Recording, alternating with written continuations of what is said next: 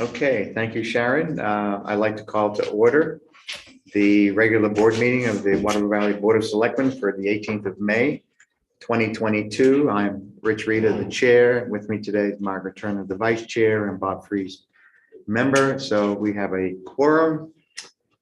Having disposed of that, shall we move to privilege of the floor, or do you want to go to minutes first? Minutes first. Okay, yes, I think that too. So on the minutes, anybody have anything else they wish to? I think I would vote we approve them with the changes that have been made. I'll second that. Okay, I just had a couple of quick things. On the April 13th minutes, Sharon, you made the correction, but you left in board twice. If you look at it, it says Town of Water Valley Board of Select Board. Oh. You just get rid of the board of, since you changed it from selectmen. Other than that, I had a couple of questions. Did they make sense on the April 27th? Have you had a chance to look at it? I saw the list, Rich. I didn't go through that list myself. Okay. But I will go through that with Steve, and he had written those. You had two questions. Everything else was minor, so we'll take them as amended with those minor corrections. But yeah, the two questions. I wasn't at that meeting. The two questions I had, one was DPS planning to have the coffee with the cop at the school, or were those two different? Those are two different events. Different things, right? I did get the first part, so. It's written in the minutes for the 27th April meeting that DPS is going to reestablish coffee with a cop at the elementary school. I see, to me, that's a combination of two things, right? No, the school activities are one thing, and Right. coffee with a cop is separate. Yes. Okay, so the only other thing I had is trying to remember my other question. Obviously, it wasn't that important because I can't remember it. Everyone, just give me a moment. Cancel out. Cancel out.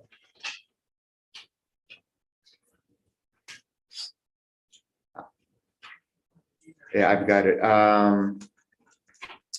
On line 70 in the minutes, we talked about the repair to a culvert on Valley Road near Snows Brook Road. Was that the correct location? I thought it was on the Snows Brook itself, unless I read road into it. I think you're correct. I think it's the intersection of Village and Valley. correct. Village and Valley, Right in front of the golf course. right? Okay. So those are the only substantive changes. So I think we had a motion to approve as amended and seconded. All in favor? Aye. Aye. Okay. Oh, thank you. Okay, so now we'll go to the privilege of the floor, and I'd like to move up an agenda item. We have under 8G, a request for a permit to sell ice cream. So will the requester please come talk to us?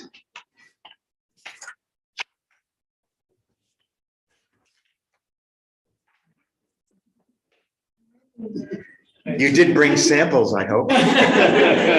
No, Oh, sorry. well then. So you have. We have the permit in front of us. Solicitation permit that Yeah. Alina filled out, Yeah, and you have her email in the packet. we do. So So- the process would be for you to Do review it. if you have any questions. I for have. Alina. And does anyone have any questions of Alina with regard to her permit? Would this- Every day of the week. Wow. She's ambitious. Would this fall under a new requirement on any permit?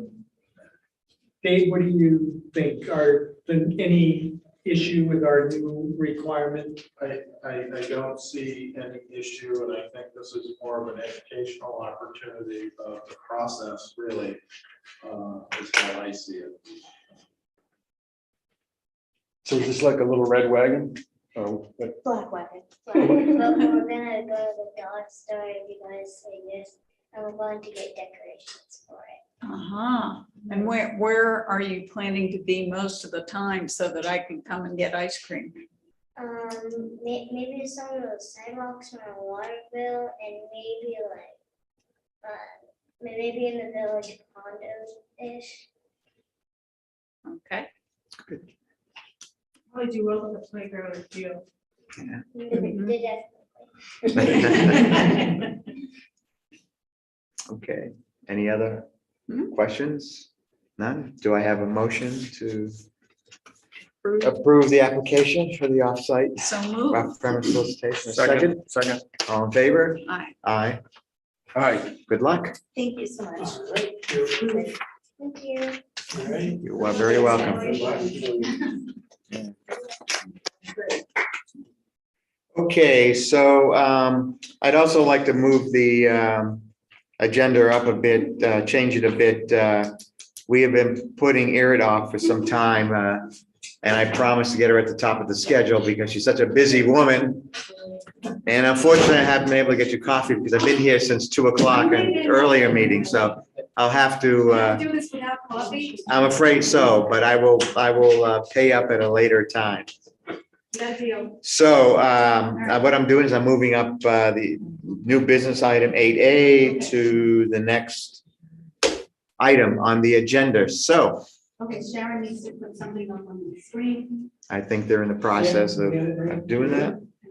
And now if you share, yeah, there you go. And I'm sorry, everything is, so you guys are really backlit, so I just see like formalist shapes in front of me. We can't see anybody's. face. Can't see any, It's just barely, bright yeah. light back It's the bright light behind us. Sorry about that. Do I stand or sit? You can stand, go ahead, the Over. microphone is up here, Yep. move up here. Yeah, why don't you go ahead and just announce yourself, your position, and have at it. Over here? It's great. Good? Right All there. right. Perfect. So I'm Irid Levy. I'm part of the CRG, the Citizens Recycling Group. We've met, well, we've been doing the work for over 2.5 years. And in March, we had a town-wide survey. So I'm presenting the results of that survey. All right, so the survey, you have page 1 here, right? You can't see it. Okay. You're Yeah. on page 1. Yeah. There's- Our system here isn't It's quite, both of these right here. This is page 1 and page 2. Well, actually, I have page 2 and you don't, because I Okay. didn't have a PDF for it, so I'll give Okay. you a copy. So this is what they have. So if people want to look here at it. Oh, perfect. share one. Okay. This is 1. And I have 2 over here. All right, so what the survey results show is that this town is strongly in favor of recycling. So your constituents are starting to demand these things. So basically, we need a plan. So just keep that in mind as I go through the questions. The first part says, what would you like to see recycled? And you can see between aluminum cans, glass, cardboard, etc. The numbers vary. Does anyone have a question about that part of the question? How many respondents do you have? 130 in total.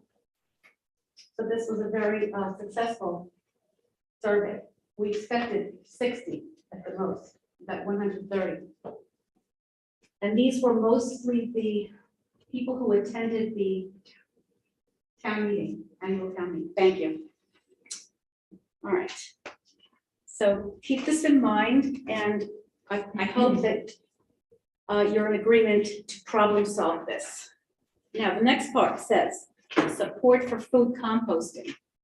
And the reason we stressed food composting, this was a very short survey. We only wanted to take a couple of minutes from people's time to do this. And we learned from the NRRA, which is the Northeast Resource Recovery Association that our town belongs to.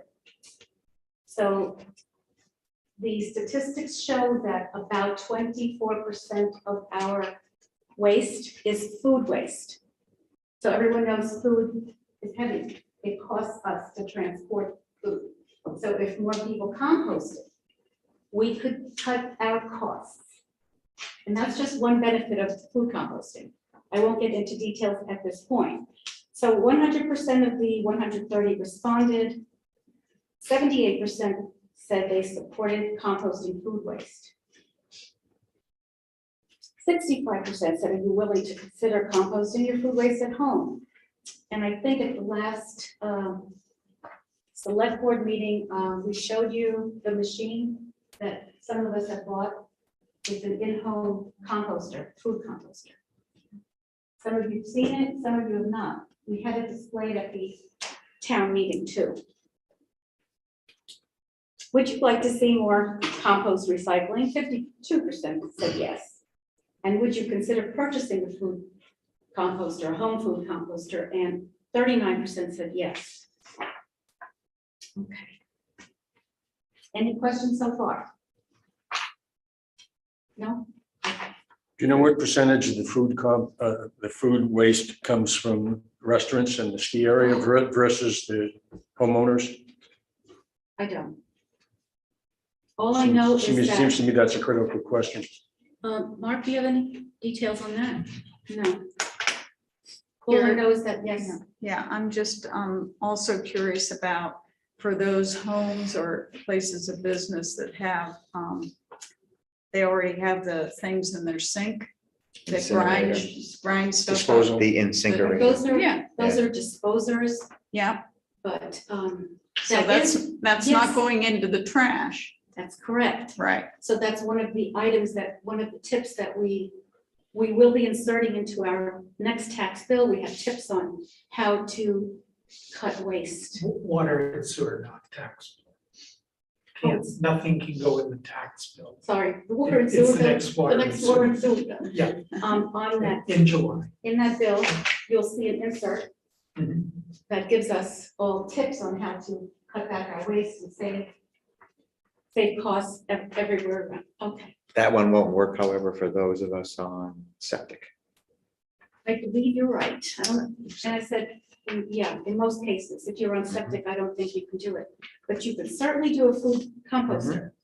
You can do one. One of those incinerators, you know. I did it for grind- years. I did too. In for. Yeah, Okay, I take it back. Everything I've read is wrong, and you guys have been doing it. Maybe we're killing our septic system, but we have. Yeah. Yeah, so, I'm sorry, John. I don't believe that the garbage disposals are allowed in septic tanks. Mhm. Is that correct? Well, that's what I no, was. I've had it for years. My house was built with a septic tank and an incinerator. I'm now on I town don't sewer. believe you're supposed to have one. Well, That's I have wrong. one in Thornton, so. yeah, oh, The septic tank. Okay, there it is. New Hampshire, Mass are different. okay. And my source of information was precisely Mr. Racine, who was working on my house, who said, no, you can't have one of those. Uh-oh. I can change that. I'm sorry, I didn't mean to Okay, hijack That's all your right. And presentation. while we're on the subject of food composters, so before Wendy Rathgeber did her little survey on food compost and the tonnage or poundage, I started my own calculations, and a two-person household, we were composting 10 pounds a week. 10 pounds a week. So I know Mark went through this, the tallying of the numbers. So if you have 100 people, two-person household, it comes to 500 pounds a week. And if you multiply that by 52 weeks a year, you get 26,000 pounds or 13 tons.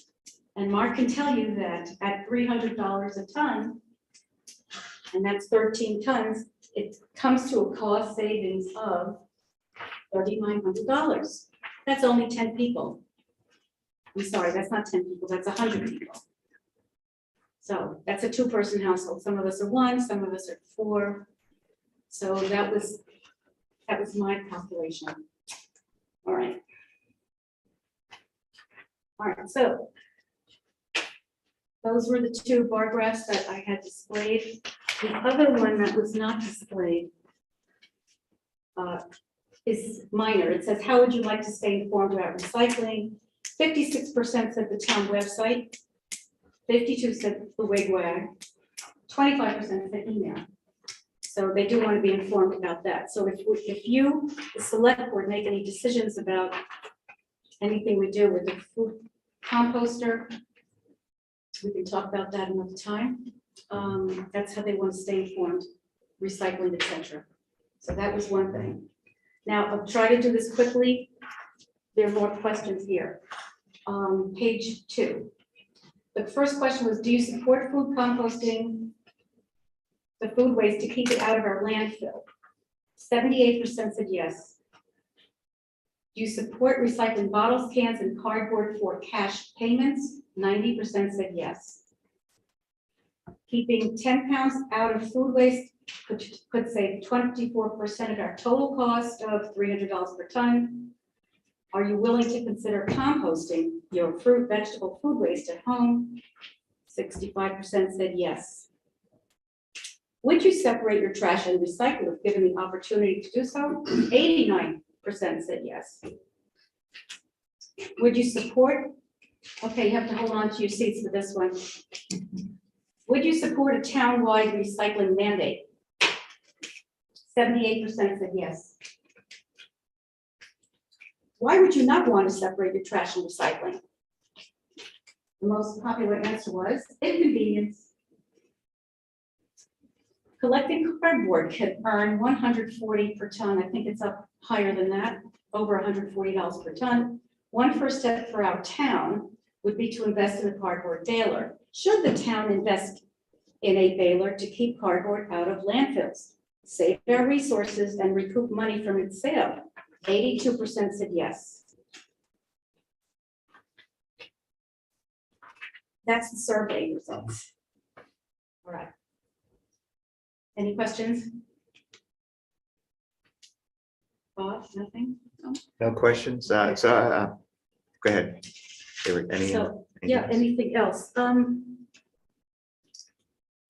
Yes, I was reminded to remind you to focus on the future, not right now. We have to remind people that we won't have anything significant for another 6 or 7 years. In other words, a shed, a recycling shed is not going to happen for 6 or 7 years until the lagoons are dried up and we have, I think, 7 acres, perhaps. Potentially. A lot of land, yes. We have some land to do things with. So we have first dibs. I already told Mark. We have first dibs. The recycling group and the renewable energy, we want to put photovoltaic panels on the barn, on the shed. So there you go. No one beat me to that. All right, was that it, Eric? Oh, there's one other Go ahead. thing. I was told to ask you to do this. What can we do now besides the tips that are going into that bill? Somebody said we need to paint those blue dumpsters green, the ones that are at the transfer station, because blue conveys that we recycle. People think that we still recycle there, and we don't. So it's a little deceptive, and we'd like to do a cheap thing and just paint it green, paint it something other than blue. And the other comment was, when you build that temporary transfer station, we would like it gated. Gated the way your construction area is gated. So I dropped the seed, you guys can think about it. Well, no, I think we'll be doing more than that, Eric. Thank you, because this is very interesting, very helpful to, see where things lie in the town, as we've discussed Yes, between, individually and with other folks. One of the reasons for the creation of the Municipal Solid Waste Committee was to deal with recycling. I believe 2 members of your group, if not Yes. more, yes. are on the committee. And my hope has been, and I'm sorry I missed the last meeting, but I think the meeting before that, we had asked members of your group who are part of the recycling subcommittee of the Solid Waste Committee to put forward to the Solid Waste Committee some ideas Mhm. that it could chew on, then bring to the select board for it to consider implementing. Right. So Yes, hopefully hopefully we'll be able to do some things going forward and it's not going to be waiting for 6-7 Yeah, years, but that'll be the mechanism. So I thank you very much. And I think for your group, if you can use those the representation that you have on the Municipal Solid Waste Committee, I mean, perhaps we may be able to move forward in some way. yes. I don't know if Bob or Margaret, Nothing else. any comment, if you have anything further. We have to do something. And we can't wait 6 or 7 years. So if anything, in 4 years, we all have to start the planning of the building. Well, that would be one of the, yeah, that'd be one of the medium range, but in terms of the short range, I think in solid waste, perhaps we can come up with some of these Right. shorter time frame, shorter time Right, range. so what we can, this is what we stressed at the last select board meeting.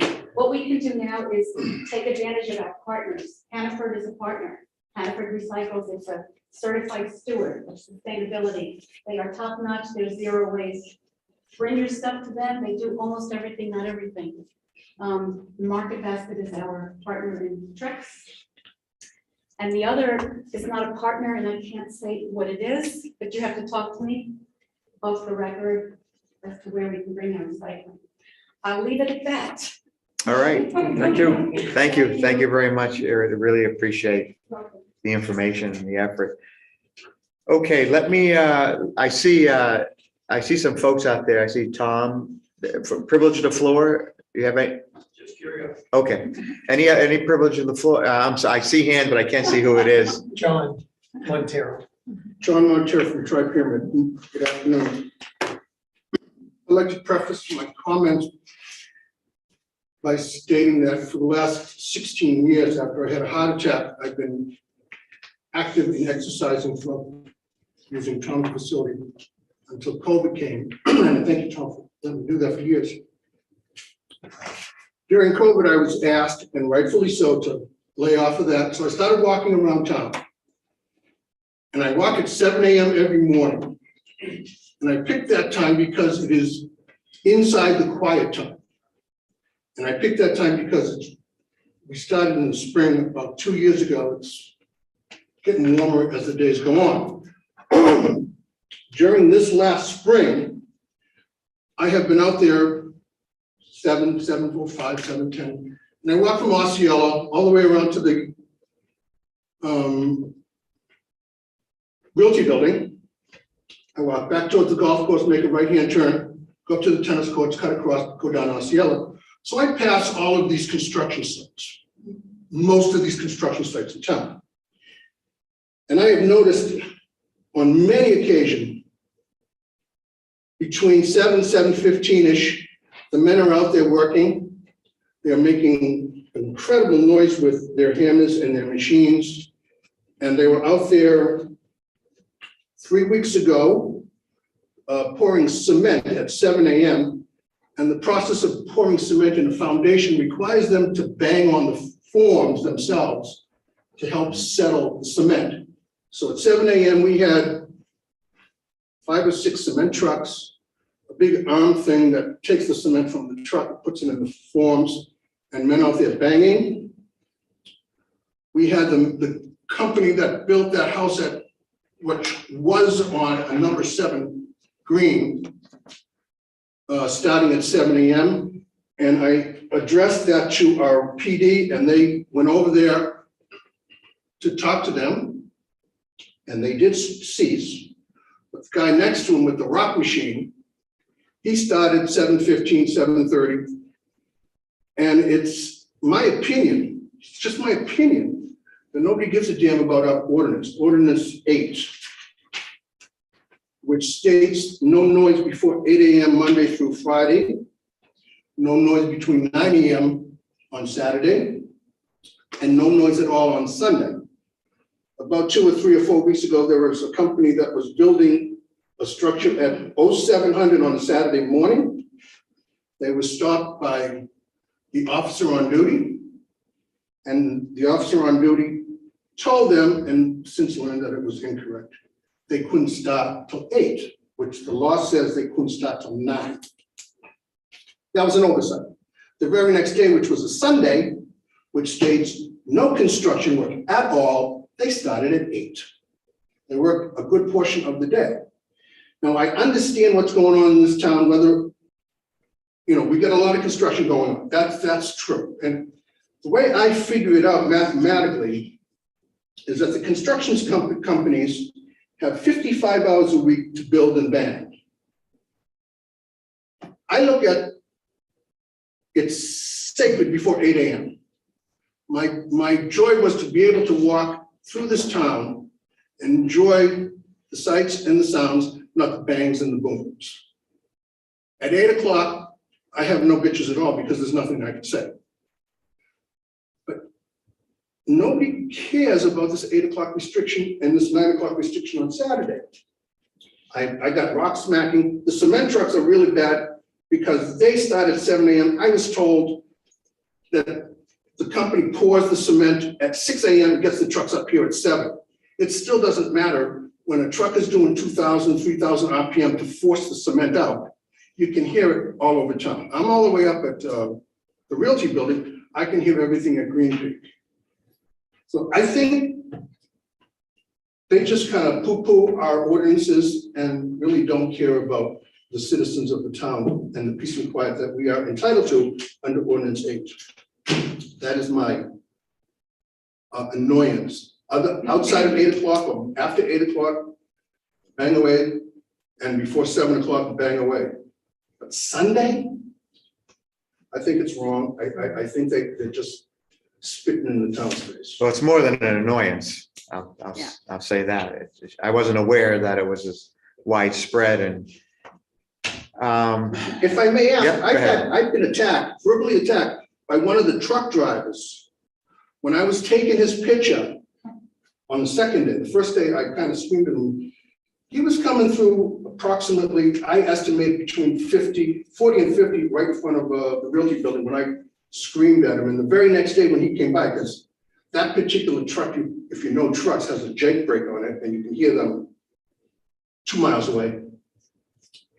And he denied everything that I blamed on, I accused him of.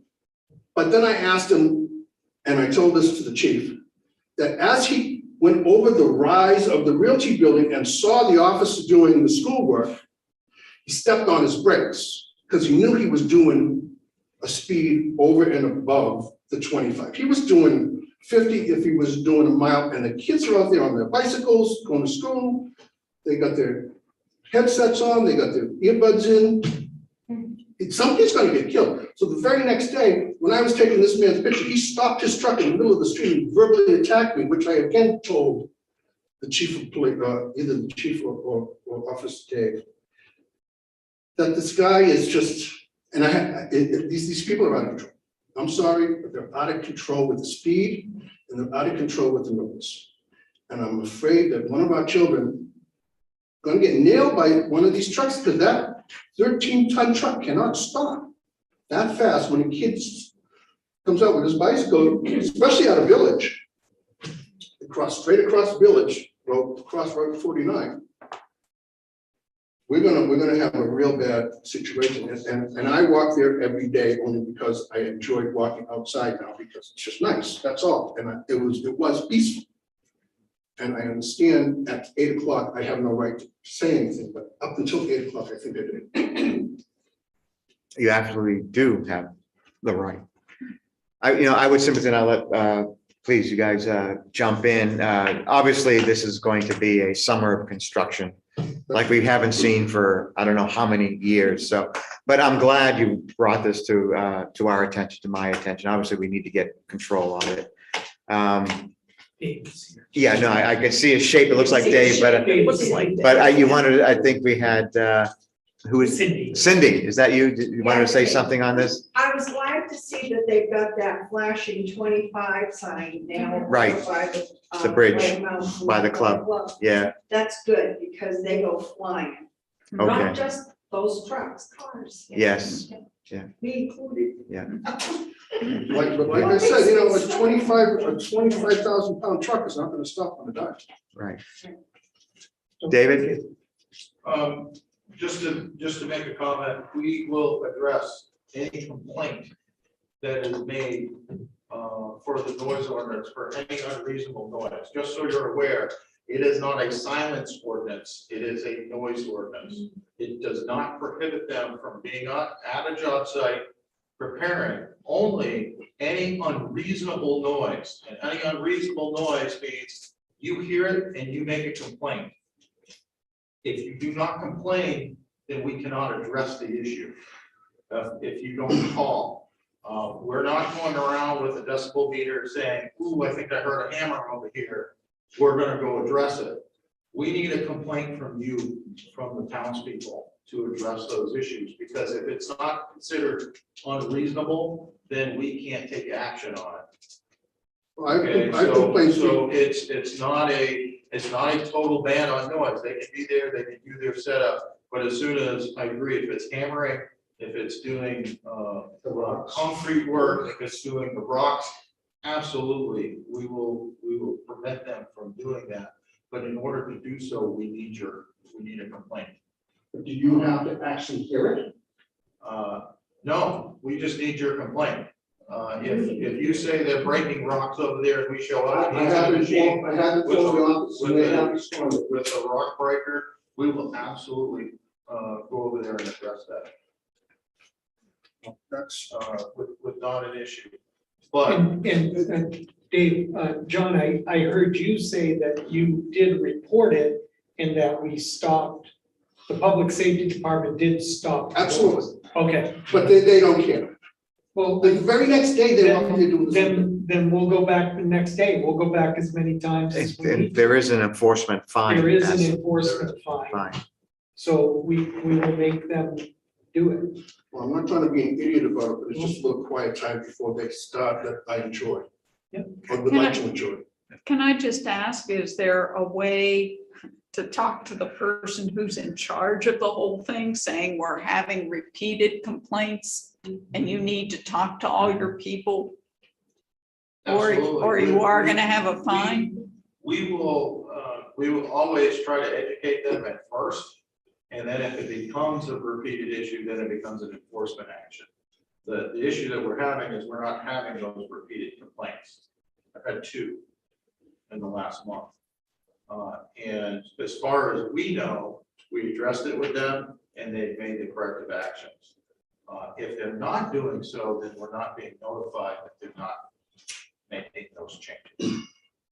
And if they're not, then we need to know about it, because we'll definitely address it if that's the issue. Well, I think you addressed a few of the, when I talked to the chief over there, he addressed it immediately. When I talked to Joe, he addressed it immediately. But the next day it just continues. The guy at number, on the 7th, Green, he did it for like three straight days in a row. And then it got to the point when I walked by there in the morning, Brenda and I walked by there in the morning, they were standing in front of it mocking me. They weren't working, but they were mocking me like I was the idiot, which maybe I am, I don't really care, but I was walking by and enjoying the day. And what gives them the right to say that I don't care about whatever ordinances, we're starting at 7 o'clock. Well, the other day they started at 06:50 over at Green Peak, where the cement trucks came in and that form thing that actually pours the cement into all the forms started at 7:10. Now, is that enough noise? That's a big machine running at a very high RPM. Yeah, that's construction activity. It doesn't There's start no till 8 banging o'clock. involved. There's no banging. It's a high RPM to get that cement up, and it is very noisy. And the other thing that people may not realize is that early in the morning, everything bounces off these mountains. That's my 2 cents. You got the chief here listening, Well, no, listening and. I talked with the chief about another issue about the cement trucks up on another place, and he explained to me that they allowed it only because they didn't want the road was frozen and they didn't want it to get warm during the course of the day and have the trucks. Understood, I walked away happy. But some of these other folks, Well, I think the main point is to make the complaint and let public safety go over there. I could complain every day. And well, that's what we Then need do to it. Do do. it. Then Absolutely. that's absolutely what people should do. Can I, as I walk back from the Realty building, it's approximately 7:20, 7:40-ish, so the officer is usually in front of the school. And I don't want to bother him by complaining about the noise that I heard 10 minutes ago. Oh, Well, we gotta know about it. I mean, Dave's right, though. As public safety, right, Dave, you can't just go out and be around town and be the complainant. No, You gotta get a complaint. If it is obvious, Yeah. certainly obvious, trucks, heavy machinery, we could certainly address that. Yeah. But a lot of times, the way the ordinance is that it's not a restriction on when they can be there or what they can be doing. It's Right. only a restriction on any unreasonable noise. right. It's exactly so. It says no construction activity that produces an unreasonable amount of noise which may be heard from adjacent and or public properties shall be permitted before 8 AM on weekdays, 9 AM Saturdays, and not later than 7 PM any day. And then it says not at all on Sunday. So it's construction activity that produces an unreasonable amount of noise, reasonable being determined by the listener By the person that is making the complaint. complaint. And typically that is usually not us. Because if no one feels that it's unreasonable, then we're not going to take any action.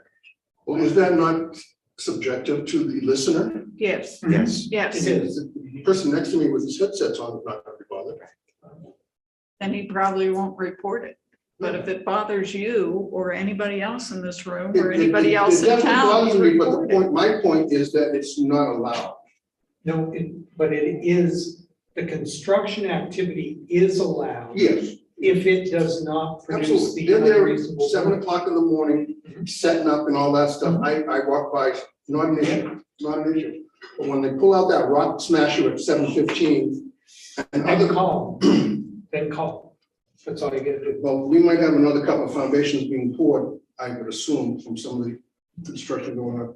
So they're gonna be out there at 7 o'clock banging again. And I can share the concerns with these project managers also about the issue. And they seem to be pretty receptive over it. And they know that we're going to hold them to it. They know what the rules are, and that if we tell them they can't, they can't. They understand that.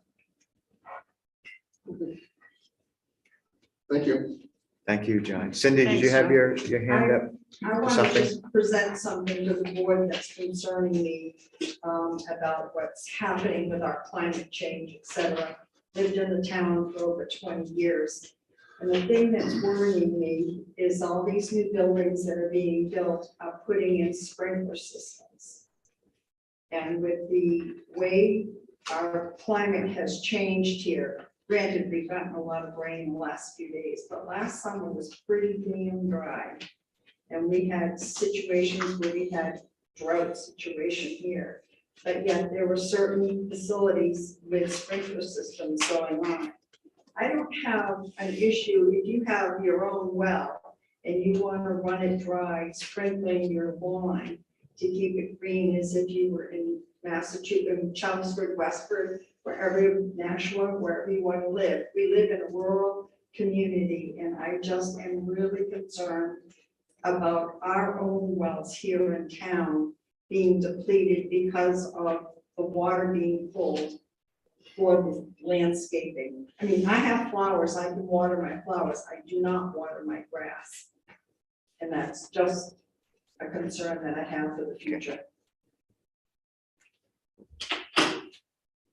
But with regard to the sprinkler system, obviously some of that is required by, you're talking about sprinklers in the ground, In the not grounds, in the grounds. not as part of a fire suppression No. system. No, Okay, the grass.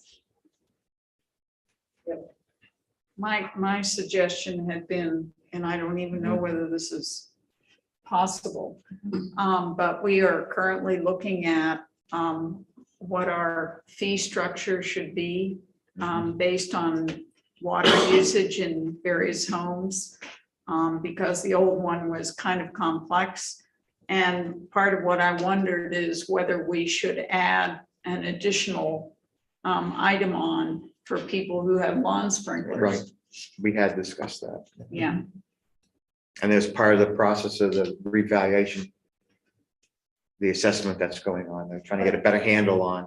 I mean, that doesn't stop people from like me, from hooking up my outside faucet or, No, no. you know, Right. and watering the lawn. And we but- do have, It's a whole different right. thing. Yeah, and we have instituted bans in the past as needed. However, those bans last summer did not work on certain instances. Those sprinkler systems were running. I think that was 2 summers That ago. was two years ago. Was it 2 years ago? We were rained out 25 days in July last year. yeah. Okay, I'll take your word for it, Tom. And we had also, when we had the restrictions on, we had provided for the businesses that needed that water in order to conduct their business, to allow them to use their sprinklers during that period of time, I believe. Yes, Mark? Yes. Yeah. I'm not concerned about businesses. I'm talking residential. Mhm. The problem with when the water ban was instituted in 2020 was instituted in September after the ban drought was put into effect. So September came, people weren't using irrigation much. We carried that through all the way to, I believe, August of 21. Correct. We had July, like Tom said, I think we had 8 inches of rain in July, and that was as of the second week of July. It just didn't stop. We removed it, but we can always regain it if we get close with the situation. I'm just concerned about our wells. Absolutely, that was our vote behind it as well. There are, Population has increased. there are a in couple our of buildings. There are a couple of things that we're looking at right now for the operation of these types of systems, that they'll be metered. And we are looking at the fee structure for those, either having a separate fee rate or just a blanket rate that if you have the system, you pay X. I mean, right now, we do We're have, looking at those That's options. good. I'm glad you are. we do have an excess water usage fee, don't we, No. over a certain amount Right per now. quarter? Right this second. No. That was something we were just It talking, is. that We was were- at we're 15,000 talking- gallons or, That's what we were looking at implementing. That's Right. what we're looking to. Okay. implement. Thank you. all right. Let's move ahead quickly if we can. Financial update. I have a. Oh, I'm sorry, John. Yes, Sorry. that's okay. Just a quick question is, and this probably is a question for Dave as well. Is vinyl siding allowed in this town? Yeah, I don't think we have any restrictions. You better be. I think it's just, right, I don't think they're, yeah, There was. It's a question on look. There was a. right. Okay. There's general architectural requirements in zoning, but it doesn't specify prohibit vinyl per se. Okay, thank you. That's it. All righty, financial update? Any questions? No, No? Any question? No. Okay. Department head reports, let's get these guys going. I'll start over here. Steve? Yeah, not really anything out of the norm to report, you guys mentioned we're doing some analysis and some research, Jill and I, on a water and sewer study in terms of where our rates are now and potentially where they need to be as the plant construction progresses. So we'll be updating you folks on that as we learn more. Besides that, we had a good discussion today internally in terms of process improvements, what we're doing in town hall in terms of our administration and our support that we provide public safety. We're meeting collectively as a group to kind of funnel out, the administrative support that we provide them and how we're providing them and what best practices we're taking away from that, potential changes. Great. Questions? No. Dylan? No major issues to report by any means. Things are trending in the right direction. Hopefully, as long as the biological activity remains the same, it looks like we may have one removal 100% biologically, so long as we don't have any major changes. We did have a close call. This is not to bore you to death, but what typically happens is microorganisms consume the effluent to convert the ammonia into nitrogen. They consumed all of the effluent over the weekend in our input system clogged, so it dropped down to a negative number. So we had to get out in the hole that we have and super saturate it with alkalinity. That's a fun job, Get it yeah. back up. But all in all, things are looking good, and hopefully, fingers crossed, that we can get out of this year with a biological aspect. You know, and again, the pilot that we're doing that's what's carrying this whole thing. That's the only reason why we're at where we are currently biologically. So Excellent. it's definitely. How about the ammonia tanks? In terms of that, Joe Duchar, our engineer, was up yesterday, and we have a design. We have to have something on hand regardless, because if biologically we have an upset, we need to have a means and method to meet our own permit through the end of August. And we have a design that's coming, as well as we have a idea for our sludge holding ponds as well. Or the Yeah, we transition can talk between- about that under the project. Yeah. Okay, that's fine. Okay. Because I'd like to get in a little detail with you on that. All right, let's save it for Not that. right now. Okay, Yeah. great. So All the right. ammonia test, the ammonia tank bypass, wasn't that a big issue with the last select board So meeting? we have the bypass installed, which Mhm. we had to come out and do that, which we had to do regardless, because we had to take the ammonia tanks offline. And check them out, right. Correct. So because of the cost that there was some miscommunication between the vendor and the town engineer that he wasn't aware of, and we weren't aware of until the day before. It was multiple of what they had originally quoted us at to do a repair. So that's why we wanted to look at an alternative solution, which that leads us to where we're at today. We have an external solution rather than fixing the tanks inside the building. Which is. It should cost a lot less. We can give you some. We'll talk about details that a little later. in a Okay. little bit. Okay. Yeah. Yeah. Okay. I know you're out there somewhere, Dave. Here, sorry. Just that white. light. Yeah, I mean, it's- Line. EMS class, the EMT course is slated to take their final June 1st. So far, everyone's doing pretty well. We may have a couple of candidates from this class that was interested in some per diem work with us, so that's kind of an ancillary benefit of hosting the class here. We had our SCBA annual testing along with our ladder and our ground ladders talent testing. Everything went well. We had one issue with the ground ladder, but nothing major. Working with Dylan and Jim to address some issues with some hydrants around town. And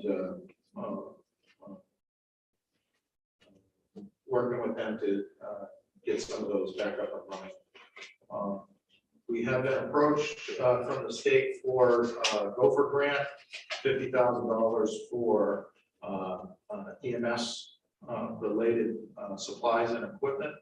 So Jeff's been working on coming up with a equipment list, looking for most of the stuff's practical. We're looking at duplicating our efforts in the case of cardiac arrest if we're out of town with the ambulance, supplying engine one with some necessary equipment in order to do that. And also replacing some radios and pagers for the new staff that we have. And so it's a $50,000, and I believe it's 5%. 5% match? 10%. So we'll get 50,000, we'll have, our input will be 5,000, so we can do a total project of 55K. Wasn't that one of the warrant articles, or is this a different? No, this is a brand new one. Okay. That was separate from what we voted on at town meeting. It's a new program that the state started after Oh, town. good. meeting.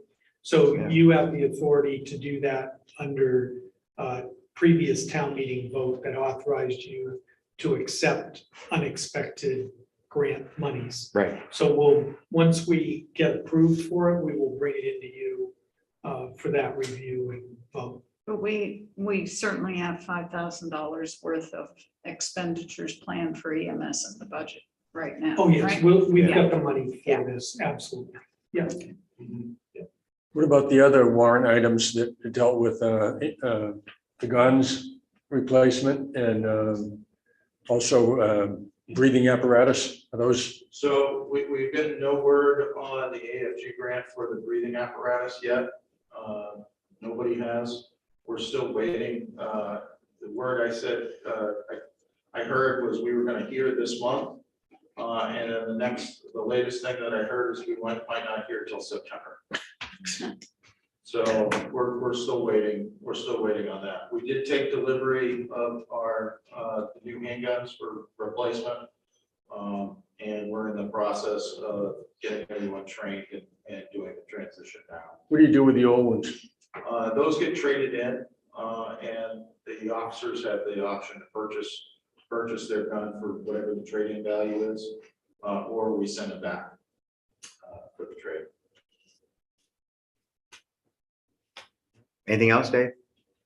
No, just working with Brooke. A week from Saturday, we'll be hosting the Casting for Kirby. Fishing Derby here in Town Square. Again, thanks, for the town for the support. Fish should be coming next week. And other than that, we've got 2 records management systems. The fire and the police are both learning 2 brand new systems right now. And it's going to take several weeks to implement that, but we've just started this week with Fireside. And we sent out inspection letters for most of all our commercial properties in town to get ready. Most are come due for their annual inspections, but we're planning on doing that coming up within the next several weeks for June. Some might not be due till September, but if we do some of the inspections early, it'll give them a couple months to get things in order if there were any issues. So. Okay, thank you. Brooke? Yes. So last week, the bus would not shift. So right now it's been towed away and it's being looked at. We haven't heard anything yet, but I wanted you to be aware of that. The Wilderness First Aid course this last weekend was full. We had 20 participants and it was very successful, and hoping to continue doing that. And this is in addition to the AIA one that happens in November. So plenty of people that want to take that course. The porta potties have been delivered for both the Packard Field playground area. So there's 2 ADA porta potties behind the shed where they were the last couple of summers. And then additionally, 2 porta potties have been delivered to the Waterville Valley Academy campus. So those are in place and are on a monthly charge. The plan is to go to about October 15th with both sites. Where are they located, the latter?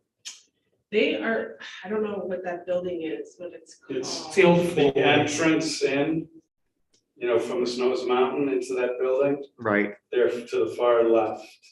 So if you're leaving the tennis courts and go right around the building, they're right there. So that was my initial idea of how this was going to happen, was that it was going to be in the parking lot at some point. Right, that's So what I I thought have- as well. after I ordered them and everything, I needed to know exactly where they were going to be put, because I'm the one who has to show the guy where to put them. So I came over there and they pointed out where they would be. And so that was news to me, but they had thought a lot about it. And I guess various different people are using it, like the chairlift, the weddings, the tennis. They're in a good spot. center. Was that okay with BBTS? Oh, yeah, they're the ones who showed me. Okay. How about the rest of the public? Are they accessible? Are Um, they, can you see them? I Yeah, mean, you you can. can see them, but Right. I don't know if as a hiker, you would be looking to go walking through somebody's campus area to go use the bathroom. But if I really had to go and I saw the porta potty, that's how they go. Yeah, no, I hear you, but wasn't that the whole purpose for the town's involvement in paying for this was to make the north end more accessible for the public, Right. including the hiking Well, folks that come That was visit. my understanding too. Because we're the ones footing the bill, yes? Right, right. I just wanted to let you know that that's where they all thought it would- the best spot would be. All right, well, A lot of the hikers use the BBTS bathrooms up until this year. right, So they know that that is the general location of where to go. okay. And so they're right beside it. So How do they- how I do think they it's know? gonna be more accessible for tennis, the chairlift, which is big, than having it on the other side by the parking lot. I think it's more visual for, Could you separate them? We could separate them. I think they were sort of averse to having it out in the parking lot, feeling like it wouldn't look great to have it there. I think that was one of their reasons. But I guess one thing that would solve it maybe for me a little in my mind is if we had a sign kind of posted for restrooms pointing, right on the road there, because I don't know how the hikers have figured out that they're in that building. I mean, I barely know that they're in that building, so. I think if we really want to capture the bikers and the hikers, everyone's going by, we should stake some sort of nice looking restroom sign or something out there so that people know where to go. Okay, well, we can look at it. I think we want to look at this further. But, okay, so they're Yeah, they have arrived, which Great. the goal was to get them there before Memorial Day. Yes. And- And then my goal was to get them there before Warriors Conference, so we're good. all right, We are installing a Gaga ball pit at the playground, and so that all parts have arrived. We just need to assemble it and put that in place. What is it? I'm sorry. It's a Gaga ball pit, And which is I formally challenge you at the board of selectmen to play Gaga ball. so it's a really fun game. It just requires very little. It's kind of like an octagon shape It's wood structure that's about. is there any blood involved? Might be. Oh, okay, 'Cause you get to It throw sounds a like ball Mark will at show you. Wow. how to use it. in this day and age, wow. So that will be put in right next to the playground. The Warriors Conference is coming in this weekend. There'll be a lot of people in town. The female counterpart to them was here last weekend. The Daughters of the King. Ah. Yes, Shine was last weekend. yeah. And so, yeah, this week, Warriors have been coming for years, but I'm not sure. I think that- Shine a few years. Oh, couple really? years. Okay. They will be doing lots of rentals at the rec department. We also have the boats open again this weekend, fishing derby, Dave covered, and staff orientation is planned. We are fully staffed and ready for summer. Very good. Anything else? We're great. Tyler did a great YouTube video on our little visitors that we have. Yeah. Those nasty black flies. Yeah, he has lots of work. That was very informative. Any movement on the gazebo repairs? I haven't heard a word since we talked about it initially, but it's not really due to be done until after Memorial Day. So I'll start maybe trying to reach out to her next week just to see how it's all going for her. Okay. It's not on the agenda, but Ann Whitehouse's party is this This Friday at 3:30. Yep. Golf. Golf club. Golf clubhouse. Good thought. I don't see Jim. Do you have anything for DPW? We have a couple of vehicles that are down right now. Primarily for the public, the trash truck hydraulics are down. So we have been looking at dumpsters. Looks like everything will make it. The part's been ordered and the part is due to be here either Friday or Monday. We hope to have the truck back on the road by Wednesday. And if there is an issue, please call the office and we will figure out an emergency service. It's under warranty, this part? It is not. Not. The hydraulics are not part of the warranty package. But it's a pretty simple part. So we should be able to do it in-house. We just need to get the part here to see if we can do it. This is the The second time the truck truck's been will- down in the last month, yeah? The hydraulics are very complicated and sometimes you have multiple breaks. But it does still work in an emergency situation. So if there's a particular dumpster that we have to service, we can still get it loaded onto the truck. It's just that our compaction is not as good as it normally is, and it makes quite a mess. So We'll make it through this minimize it. weekend's weddings. Yes, the dumpsters are good enough That for weekend. the weekend, according to Mike. Going back to Ann Whitehouse again, Yeah. do we have something to give her or as a I'm town? gonna or- talk to you about that later. Oh, Okay. All righty, anything else on DPW? No? Nothing else that I can. think All of. right, let's do a quick calendar review and then get to new business. Next meeting's on the 25th at That's 3 from PM. today. Week from Yeah. today. Planning board workshop for the master plan, I believe, right, on the 26th, Week from now. 8 AM. And we had discussed a joint meeting with the school board sometime at the end of May, but I think Yeah, we're trying to get a I handle. haven't finished that yet. I'll Okay. have that hopefully by the next, Okay. So before we, next. we can potentially do it either before next Or the week's first meeting or the June meeting. first meeting in June. Yeah. Okay. All righty. Anyone have anything on the calendar? Good, good. All righty. So let me move now to Craig. Mr. Larson, you're up. Thank you. You're welcome. All right, I got a laundry list. Let's like to start with parking. As you know, we've had a temporary parking permit. I'd like to renew that permit for this year for one more year on Valley Road, and I would like to include temporary parking on Snow. Those Mountain Road. Yes, You mean where they park for the tennis? yes.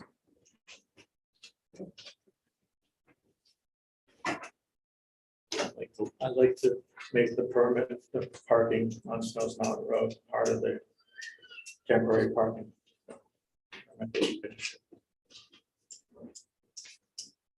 We- One permit. For both? Yeah. We had talked in the past about Every year in the past. it's about securing an easement on just looking at that Snows Mountain Road issue, securing Be a, happy to give an easement. and then we wouldn't need, at that point, we wouldn't need to permit that. No. It would just be, Well, you would need to right. design it so it meets the parking ordinance, I think. But It would that's still just- be on street, would it not? Part of it would be on the street. Well, we could No, do it. no, The street is not defined, just to let you know. There is no defined street. There's no plan of that street. So nobody, I have a deeded rights, I have deeded plan. So does the tennis courts has a deeded plan too.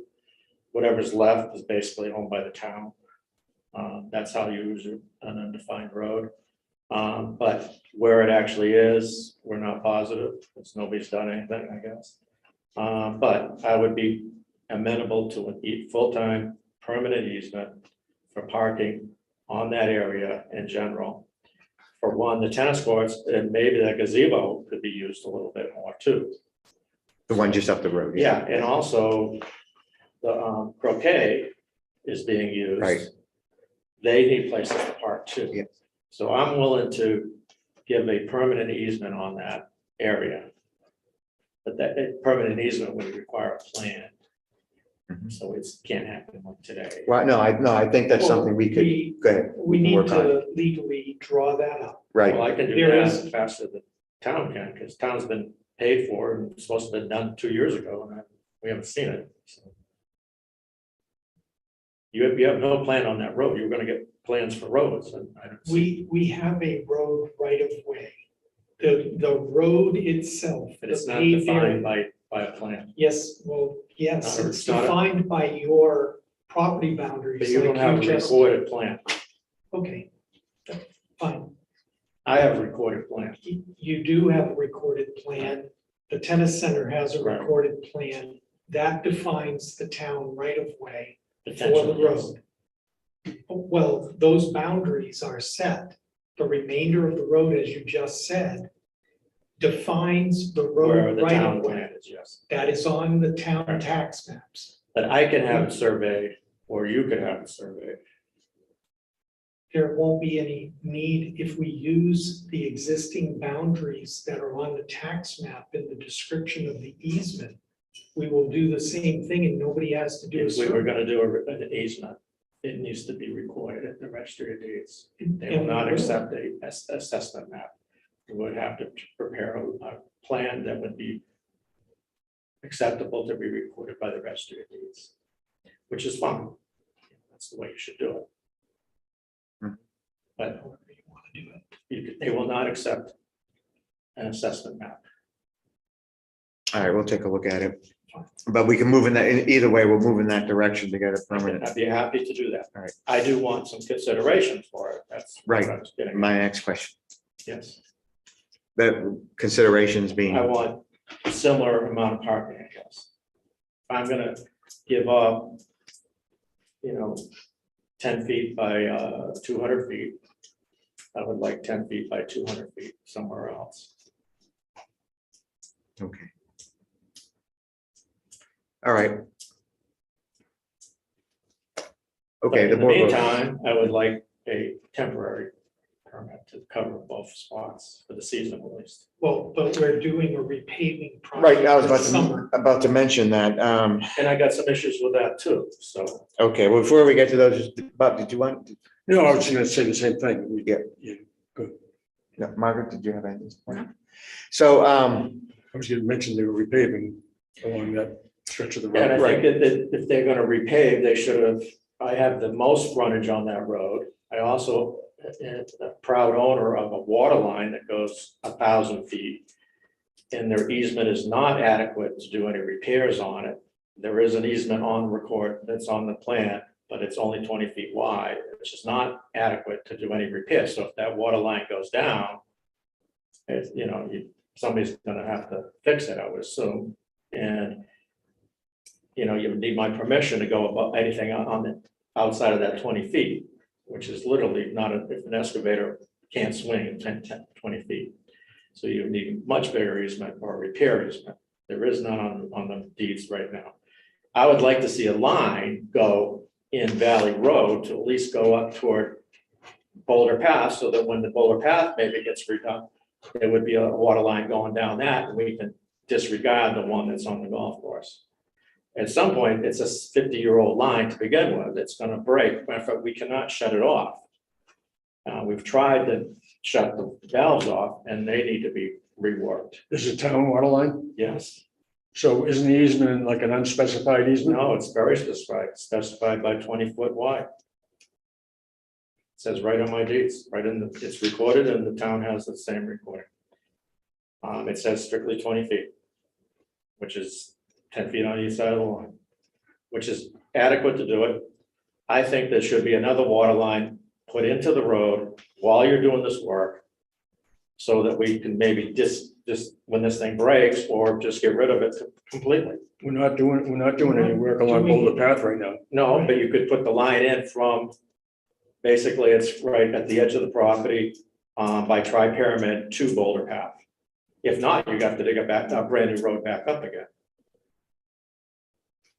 We're talking about a complete redesign of the water system. That's not insignificant.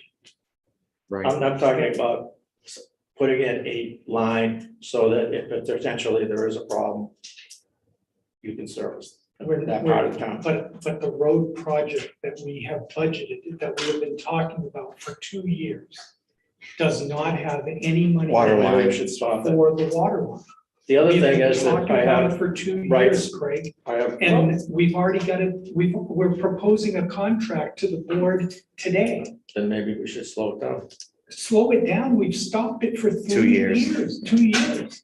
What are you gonna do if the water line breaks? If the water line breaks, we hopefully will fix it like we How about a have. shovel and a wheelbarrow? We're That's what not you're gonna talking about. use a shovel and a wheelbarrow, we're gonna fix the line. How are you gonna, you can't physically do it in 20 feet. We have done it on the golf course. You would we need have- permission to do that. Well, then if you wouldn't give us permission, then you wouldn't give us permission. But other property owners that have owned the golf course have given us permission on that easement to fix the water line. I'm willing to Because we've give done it since permission I've to been do here. it. I just need consideration, that's all.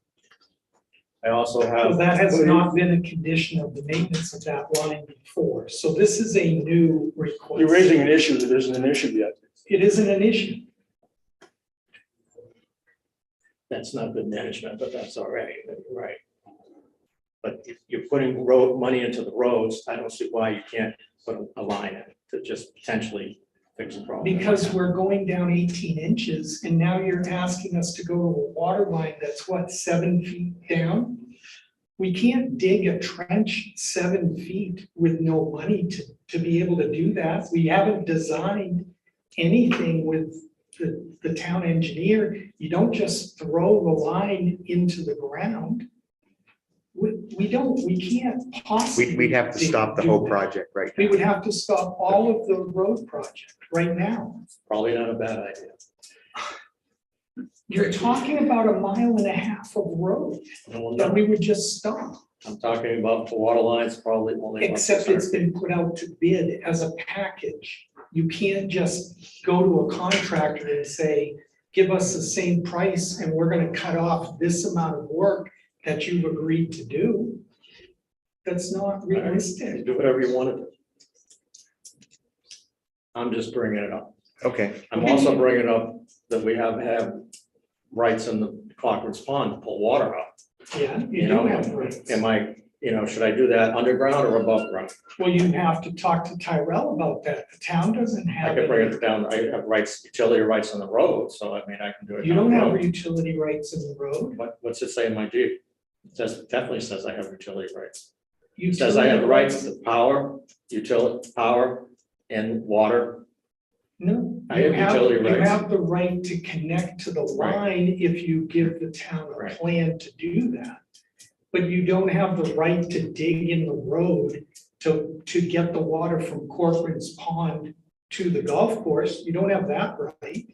It's in the deed of the Cochran's Pond that I have the rights, not in. No, you have the water rights to draw water out of the pond. Right. When the Waterville Company did that, when they reserved that right, when we took over the pond, they put a pump in Corcoran's Pond and they ran an actual hose across the roads and into, I guess he pumped it into the pond when he built the pond by the golf clubhouse. Right. However, it did not grant any rights to dig in the road to put that line in the road. You have the right to take the water out, but you have to make arrangements to get it to the golf course. That's what I'm asking, saying. Well, but we don't own any of the land. It's You own the Tyrell's roads. land. Yeah, but you still have to get across Tyrell's land to get it to the road. Either way, I just saying that there are rights in my deeds that affect the town. And I'm willing to clean up some of these rights, and I'm willing to give out some rights for parking. I just don't want I look like I'm just the one that's getting stung here all the time. And I'm just kind of tired of getting stung, on the parking, or yeah, in general. is that the general issue? Yeah. It's the parking. And it's just overflow parking. We've added 6 more parking spots at the clubhouse this summer alone. I am gonna pave a car path down to the garage. Right, we had talked about that. I'm Yeah. gonna have to do some work down at the garage to, whatever amount of money. But one of the things that we talked about, I think it was our last select board meeting, was to discuss further, now that we have the parking ordinance cleaned up, I think created 1 out of 2 or 3, I forget the exact amount. We were gonna sit down and look at where we could have on-street parking. Right. I think, Dave, you and Chief Payer have already, I think some time ago, had already done the research and come up with some possibilities for on-street parking, to include Boulder Path Road and up further by the Cascades and West Branch, et cetera, correct? Yes. So I think we just need to re-engage on that. We were waiting to get the approval. Well, in the meantime, I want something on Valley Road, at least something. The problem with Valley Road this summer is going to be that the road work. We'll see how fast that road works. Why do you think you need it this summer? I mean, with this two Because being we're done? very, I mean, we have 400 members. What do you want me to, who do you want me to kick out? No, I'm just asking generally. I mean, I had You want not, me, I got the list. I I can had just show not- you the list and they're all residents. What can I mean, tell was you? this a problem past summers? I mean, It's from every- parking in Yeah, this, and it's only for like 2 hours. It's not 7 Right. days a week. Hasn't been a problem over there for the last 2 months. You know, it's a 48-hour resort, you know, at best. And, you know, certain days we have issues with parking and 99% of the time we don't. But the area that is the temporary parking spot that you've been allowing will Yes. no longer be available. It's going to be. part It's of the available back today. path. Until the truck shows up. I dare say, I can't get anybody to show up at all, let alone. When is the your project town gonna gonna start? Well, you have to authorize the awarding of the bid. I don't have a construction schedule yet.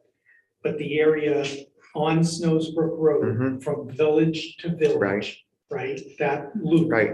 is the first part that is going to be paved.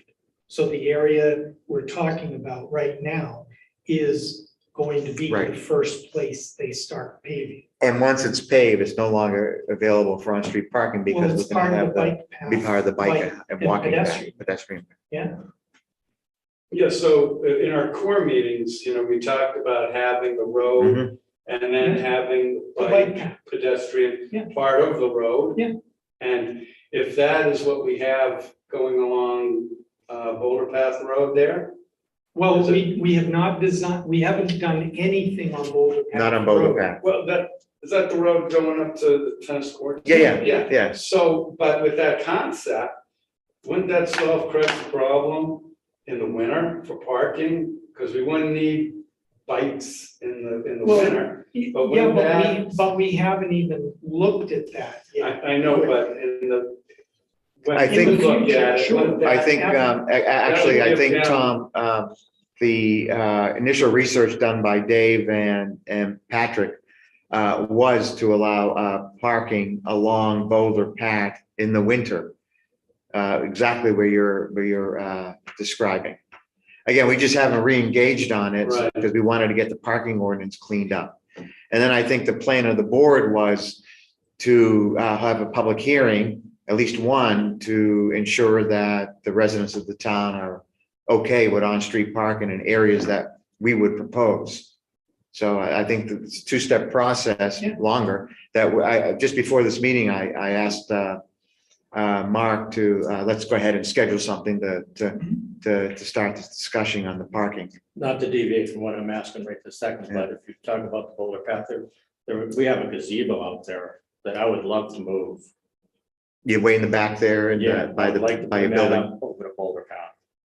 And I would like to have a pedestrian area where that gazebo was newly set, let's say. You talking about the one on the sixth fairway? Yes, I want to move that. Yeah, the one in the middle of the. I did Right. talk to Preston, you know, about is there any significance it being right where it is? He said no. So I'd love to move that. Where would you move it to? I want to move it on to Boulder Path. I want to allow the public to actually enjoy the gazebo, because right now I'm shooting them if they step foot on it. You know, so I would like to, and I would like some kind of, it's not a day doesn't go by that somebody just stop on the side of the road, take a picture. Right. So I mean, and these roads, I mean, hate to tell you, but these roads for a resort area kind of suck. They're just wide open, 670 foot or 8, you know, they're not attractive. You know, they're just not attractive. Not to mention, most roads, if you want to calm them down a little bit to go to the 25 speed limit, you would put some calming devices in there, like side street parking or something. Or narrowing the road. Yes. We're narrowing the road, so we are. But you're paving the actually- whole thing and all you're doing is lining it up. We're going from a 24-foot paved to a 30-foot paved, Right.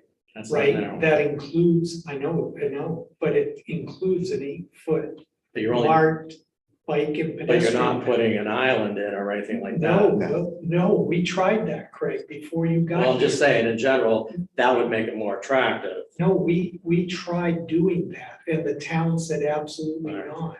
We wanted to do that and we have actually installed them before. Right, because I mean, if you, And you can ask anybody who was here, that did not, the town made us take them out after a year. anyway, I'd like a temporary parking until this truck shows up. How's that? All right, we'll have I'm to almost discuss it. betting that there won't be no truck showing up, but if you haven't signed a contract, I don't think they're sitting at the end of 49 here. Okay, well, something we'll have to.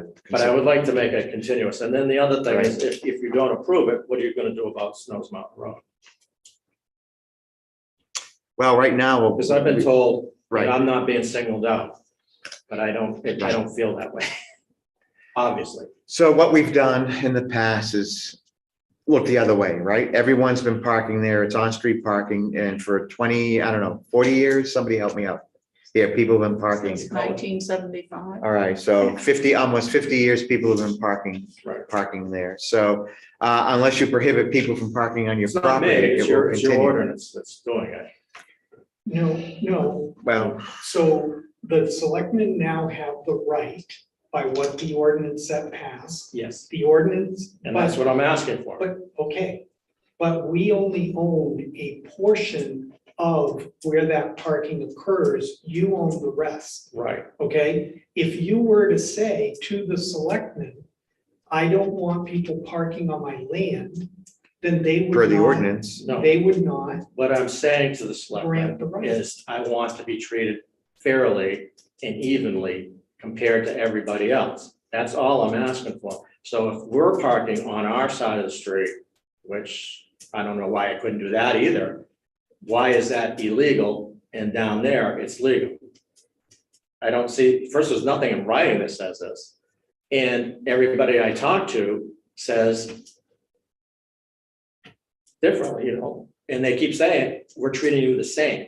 And I see cars there all the time. Okay, so And we got tickets. I spent a lot of money on advertising only to get people ticketed. The other thing we had problems with, which really pissed me off, we had 9 no parking signs all around the clubhouse this winter. It looked like a Christmas tree out there of no parking signs. Now, I didn't see them anywhere else. I'm not saying you didn't ticket people, but we're just being singled out. And I don't really, it's not the police officers, because they're only doing what this board says. And that's as simple as that. you came in this winter and asked us to Yes. put up signs so that people wouldn't get tickets. But they and keep, that's what we did. there were 2 signs and then they grew to 9 signs. I think, why don't we just let that, That's Let that- fine, let that but I'm pass just now. saying is that you cannot sit here with a straight face and tell me that I can't have parking on Valley Road but there's all right to have parking on Snows Mountain. and I would say to that, Craig, you're absolutely correct. Then I agree with I'm that. asking to alleviate my feelings by Right. saying, all right, we'll give you a temporary permit. I got your message. You want a quid pro quo to allow parking to occur on Snows Mountain Road. Right. And that quid pro quo is parking on Valley Road, as we had in the past 2-3 years. Until something totally changed. Until the construction starts. Yes. All right, so that's something I think we need to discuss further as a board. But message received. All right.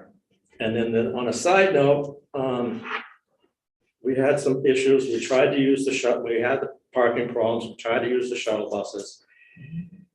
It was very problematic, meaning not to blame anybody, but they're ski buses, without a doubt. They're made for ski buses. They're run like ski buses. The people that are driving are ski buses. And for us to get from the skating rink to the tubing hill was problematic. And I don't see, and then if it was a free system provided by the mountain, I couldn't complain, but it's not really. 50% of the budget is paid by residents that are using the system, and the other 50% is used by the residents of the town. Right, it's both WVRA, who's, Right, and these are their customers. Right. The guests were right, Resort Association guests. Tom, did you want to Yes, comment on we his addressed that observation? with Tim Smith, and they are going to make the Tubing Hill a stop, 2 stops, one at the clubhouse and one over by, I guess the other entrance on Boulder Path Road that goes By the straight maintenance. toward, Right, beyond, just a little beyond the maintenance. maintenance. Right. There's already a stop at the clubhouse.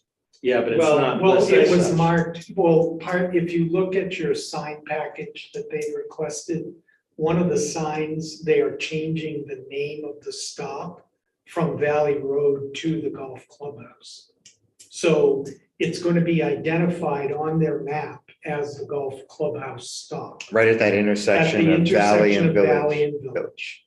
That's correct. And then like Tom said, it's a little further down. It's just before Snows Mountain Road. There's going to be another stop that's going to be, I believe, called the golf course or something like that. So there, those 2 will be dedicated to the golf course. So Craig had brought that up at the Right. WVRA, Yeah. he's one of our members, and we addressed it and And the rectified that so that the there's resort stops agreed to now. do that. Yeah. Right. And it'll be on the map, and so Yeah. when people get their maps, they're gonna see that there are now 2 stops. The other small problem with that, I mean, I appreciate what Tim wants to do and that it's a little bit, it's still a ski bus. I think he might let me put some signage on the bus. I'm not sure. I can ask him direct. But they do stop the bus at 4:30. Okay. Yep. And most of our hockey groups are here in the valley, right up and moving back and forth till at least 8 o'clock. Okay, Well, they operate the buses. right, they're Right. operating it Right. for what their schedule is, Yeah. not for the valley schedule. Now, the valley schedule is a little bit different than the ski area schedule. It goes back to what these things are. Yeah. I would like to do, if possible, maybe work out maybe we could use the rec bus just on Saturdays from 12 to 6 PM or something like that. That is the biggest period of time. We probably wouldn't need it, too much later than 6, I'm thinking, and certainly not before dinner time. That is our biggest push right there, is from 12 to 6. And it's just. Well, this is the first time hearing about it. Why don't you write something up and send it in and we can look at it? What would be your proposal for the times and the dates? What I'm and the- trying to do is and the alleviate the amount parking problem. If the mountain ran on Saturdays, instead of 4:30, if they ran A to little 6, later. would that, That would be hugely positive. Seems a simple solution, and if Yeah. we can work it that What they way. do is they stop picking up at 4:30. rather than have the rec department bus involved, Yeah. it seems like you already got transportation running, just. Yeah. It's an That would extra- be- Well, that was the whole extra hour. purpose of the bus. It's an extra hour and a half. Was, No, I don't that would think be if they great. were talking, if I was them, they're running their freestyle lounge till 6 o'clock, I think. Well, I believe that the buses themselves are running around town till at least 6:30, because the last one, when We we had were problems talking to. this winter picking up Oh, people. hold on, just, so when we were talking to Tim, he said the last buses leave the ski area at 5:30, I think he said, or 6. And that it takes them about an hour to complete the runs. But they're not So- picking anybody up. Oh, well, maybe because they're running, maybe they could, is what I'm. We is what I'm need saying. from the rink to the tubing. Okay, I mean, we can ask. Because if what they can happened do this it. winter, I went over to talk to the drivers, gave them a couple of breakfast sandwiches. They did reluctantly bring some people over, but they said you gotta find your own way back. And that was, and it was, again, was guests of, well, they were town square guests. And I was just like, I'm trying to help with the parking thing. And then I just keep hitting these walls. Oh, okay. Well, maybe we can help with the resort to get through this wall. And to me, if it was a business that we were 7 days a week, 365 days a year, yeah, I would have a Walmart parking lot up there. Be the first guy to say, I need a Walmart parking lot. I don't think we need to see one that size, but that's what we're talking about. And I don't think we need to do it for a 2-hour period. At best, 20 weeks out of the year. And that's literally it. So I'm asking for support for 20 weeks out of the year on a business that does not operate 7 days a week, 365 days a year. So it's an economic deal. Let's look at the bus schedule as part of our discussions with Okay. with I'll Tim. add that. and the Resort Association, see if that, It would just be on Saturdays. I don't see how it would any be any other day. So Saturday evenings? that Well, you're looking for? Or Six what? is six at least, you know, we do a lot of block parties we start around noon, from noon to 2, 2 to 4, 4 to 6 is usually our 90% of our business. And So we are Saturday open run until later, 6 but p.m. yeah, I think the last bus out of there at 6 p.m. we would work around that a little bit. And We would plan our program to the bus a little bit. So Even if they just did the circle around town for the last hour and a half. right? You know? By 6, you'd hit it. And they can leave the ski area at 5:30. We're saying what was happening was they weren't picking anybody up. They were leaving here at 4:30, the Right. valley, to head up to the mountains, empty. They would not pick anybody up. And they would get to the mountain, put on their people, and then you said, correct, it was 5:30 by the time they left and dropped everybody off. But literally, we could not access that bus after 4:30. Okay, and you're just asking for them to actually pick up and drop off people On the last until run. 6 o'clock. Right. Which It'd is- be nice to say to our groups, our hockey groups, the bus leaves the Tubing Hill at 6 p.m. And I think that would be, So run it till 6:30 or 7. well, just to, it So they takes can. 5 minutes they to can be go. able to- We could do, So we you could do want the last 5:55. bus. Yeah, we could just, you know, last oh, they're bus going at to town 6. square. They're not going that far. Okay, well, yeah, But then back but up they to may the be mountain. at a condo or something. You're gonna have to have a route. But So I think it's 90% not of gonna them be are a- Black Bear, Golden Yeah, Eagle, Town understood. Square. Yep. that type There of can be thing. one I stop. don't think that we should send it out to Cascade Ridge or someplace like that, no. Yeah, It's okay. just, and it's the groups, would they be traveling, these people are traveling in groups of 24 to 40 people. Okay, And that's where because of the traffic problem, they come over with 20 cars at a time. You know, that's the problem we have. The 3 blocks. Yeah, and you gotta remember that unfortunately, we have to make all our payroll on 1 day a week. Or else there's no reason to be even in existence. You know? So I would like the temporary parking. I would like some, if they are gonna do anything on Boulder Path, I would like some input on the design beforehand. Well, I mean, we'll certainly have the usual hearings we have on all of our road projects. Yeah, maybe I'd like a little bit more than a public hearing for myself on Boulder Path, considering I have both sides of the street and Richard's frontage. I mean, you can come to front of the board anytime, so we can put it on the agenda to You have other discuss. things to do. The other thing is on Snows Mountain Road, I would like to, there's talk of the new septic treatment plant and to exclude the residents on Snows Mountain Road. I would like to state that that is not fair. You're putting on the general taxation rate. It's not in a district. If there was a sewer and water district, that would be fine, I guess. I prefer that. I don't really want to pay taxes on something I don't have the ability to service. I think it's necessary for the septic treatment plant to have as many residential tie-ins as you physically can. So I dare say it would be smart to sewer the road whenever that time comes. If not, we would want to have you set up in a district, a sewer district here. They would exclude areas that are not included in the sewer treatment plant. or a huge abatement.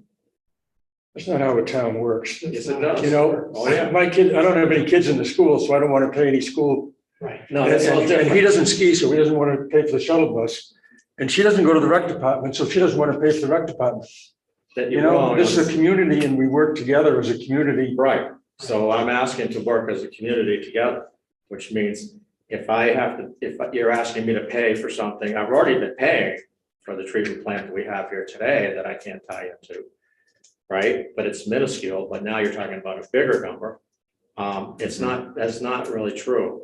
I have access to the school, even though I don't have any kids, I do have access. If I wanted to pick up a kid, I could put them in the school. So it's not the same. I can't pick up, I can't tie into that septic treatment plant if it's not physically there. I can use the shuttle bus, I can use the roads, I can use all the services that the town offers me. I use the transfer station and all those things, even if I have private trash service, I can still use, it's available. I'm asking it to be available. The school is available to me. So Greg, actually, the wastewater treatment plant is accessible to you because we take it out of septic. Anyone with a septic tank. Right. You don't have to truck it out of You don't have town. to take it on. You take it can- to our plant. you can So bring that's it to not- the That's plant. not factual. Yeah, and you're, He's only talking about if we pump it. that's right. That's right, that's. all- I can't afford to pump it every day. That's an inconvenience. Plus, it's also, it's discriminatory.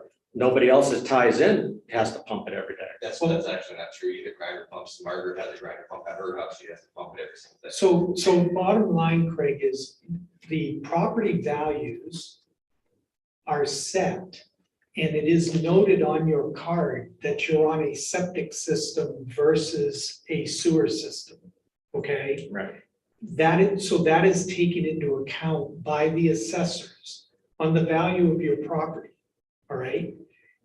If you feel that your property is overvalued, right, and it's because of the sewer, you can file for an abatement.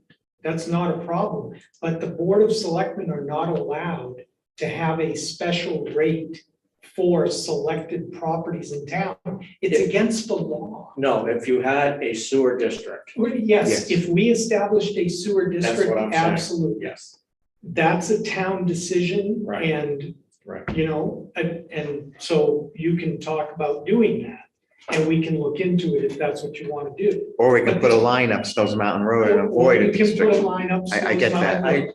Yeah. As a Yeah. community Yeah. person, I would like to see everybody can chip in on this sewer treatment plant. Right, I would personally like to chip in on the sewer treatment plant. right. But I also would like to have it. Understand, combined. and the board can consider Right. that. That's absolutely. But if it stays the way that it is right now, they cannot set up anything special. I'm not asking, I'm asking for a district. Right, okay, fine. We'll look into that. Mark, is there anywhere else in town, with the exception of that Snows Mountain area, that doesn't have a sewer line? It's just That's the only one? about 20 houses or You so. and. Yeah, Craig and then me and everybody else up There's there. about Literally, 20 potentially 30, because a lot of these lots could be subdivided. There's. You could have more, yes. And I would say, But I it would is start just using, Greeley Hill Mhm, Road mhm. and Snows Mountain Road are the only two roads in town. And is that a consideration as we We- look at replacing the roads around town? Yes, and we have looked at it before. It has been in the past a cost benefit analysis of the cost of putting in a sewer line up there versus the benefit to the community as far as water protection and things like that. All of those properties are outside of the water protection zone. Mhm. All right, they're more than 1,000 feet from our water. And the amount of money that it would take, because a lot of that terrain is ledge, and you have to, the depth that you would have to dig and the installation of the line would be cost prohibitive, at least up until now. But the town is always, if the town wants to spend X number of dollars to put it up there, we can get an engineering firm to design it and we can put it, It's before the the ledge town. is no different than if we drive down 93 and see ledge on both sides of the highway. It can be physically done. Well, it I don't- absolutely can be physically Right, done. I'm right. saying that the cost to do it, Well, I think its cost is over a 30-year period because that's the life expectancy. we haven't looked at. I think when we look at repaving Snows Mountain Road, I would, for one, would like to look at both the water line replacement and the feasibility, cost benefit analysis of Of a a sewer sewer. line Okay, as part of that project, and then we make the decision. That to me seems a reasonable way to move. Right, A that's sewer what I- district is very complicated, or any. Well, I'm not district. asking for a sewer It's very district, but that's how complicated. you segregate. Right, And other towns have segregated. A Yeah. lot of towns, the majority of towns that have areas that they can't sewer because it's too flat or whatever, right, do have districts. right. And so that's what I'm saying. I'm not asking for any special rate or any special service. I'm just asking what everybody else gets. Okay. Simple as that, I guess. And I think that was it. All right, that's fine. We're gonna open up this weekend. Excellent. See you guys working out Looks there. like it's in good shape. It's getting there, yeah. I see I have Vlad back this year. Yeah, it's getting older. Yeah, but I wish I looked like him when I'm his age. He's not still biking in from Tampa every day? No, I'll get him to get an electric bike. there you go. All right, thank you guys. All right, thank you. You're welcome. Thank you for coming.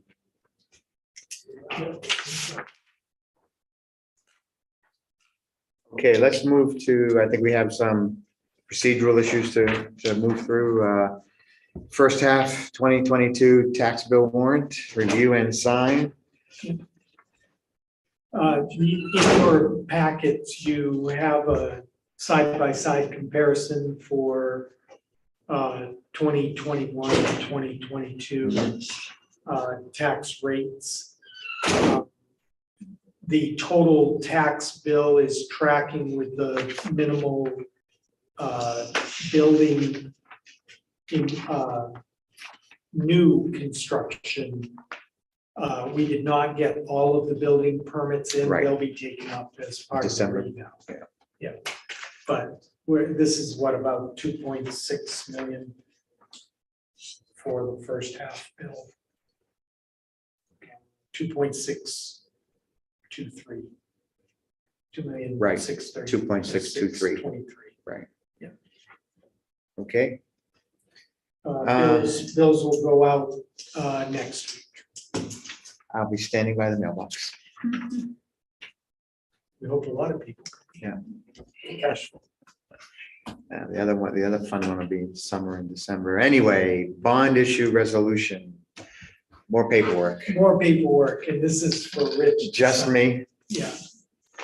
How But many the times? resolution, there's 4 copies in there. Do you want to? Right. Yeah. Go ahead. So the resolution is in there, which is what we need in the minutes. Right, okay. And I gave you a copy in your packet for the actual wording of. Oh, You don't have to make that full motion.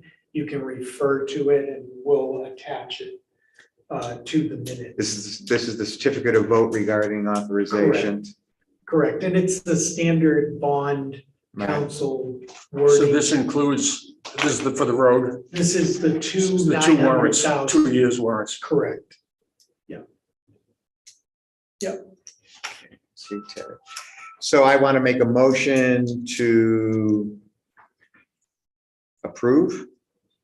Yes, approve or To authorize? adopt the To resolution. adopt the resolution on the certificate of vote regarding authorization of bonds and approval of the loan agreement with the New Hampshire Municipal Bond Bank as specified in our package.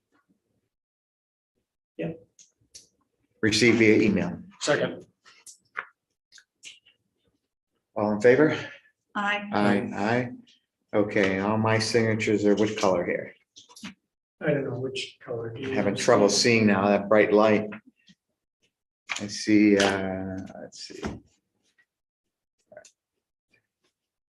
Are they yellow tabs? Yellow tabs, blue tabs.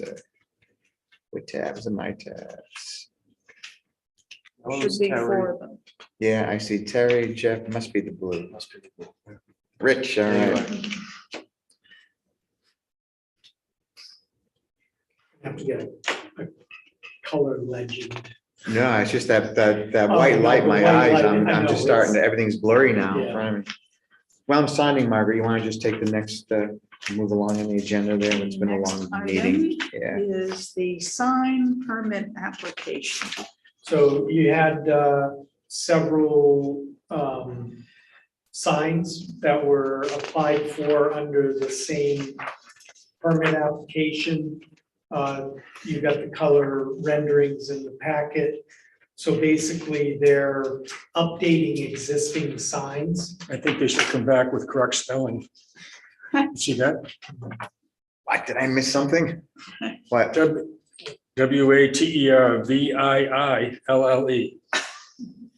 On every Is it one. of double them. I? On every one. Double I? Yeah. Boy, that was sharp. Sharp. Pickup. We'll make that note to them. Please spell Waterville correctly. Little details. Oh, maybe we shouldn't say anything. That would No. be- So Okay, if- so if what you need you're- on the, Well, I just need a motion to accept or to approve the application as presented for the signs. I'll make a motion to approve the application as presented with the signs, which will hopefully be corrected with the Yeah, spelling. and to correct the spelling. Correct the spelling. Do I have a second? Second, All in favor? aye. Aye. Okay, we did ice cream. I wish you brought some. We have the usual small change, lean paint. Yeah, abatement. this is it. It was again, a $20 one. And it's an sorry to bother you with those. If you're okay with it, if I approve it, I can send you an email and we'll put it in your boxes and you can just come into the office and sign them. You don't have It's to easy put to them. sign it For here. what? This is fine. For these Yeah. $20 It's abatements. easy to sign it. Okay, It's fine. just, it's all of, okay. You know, on the signs, I think there's some corrections too, like on the businesses in the town square. I think they got a bunch of proofreading to do. Before they, for instance, Legends 1291, food, fun and sports. well. That doesn't exist Yeah. anymore. Right. I'll make a note on the permit to please correct spelling And and update, update. establishments. signs. Yeah, Yeah, there you go. Bob, you got it. and I'll mention that to Dave and have him work with Jamie to correct that. All right, old business, road We project. have to accept the unanticipated donation. Oh, Yes, I'm you sorry, have an I missed over that. unanticipated Yeah, we're on donation that. of Yes. I just did 3,000 E while you were signing. Thank you, sorry about that. 3,600 3925. or 3925. Okay, someone like to make that motion? So moved, That's good. Margaret. so moved, All in favor? aye. Now old business, are we good? Yep. Road project bid results.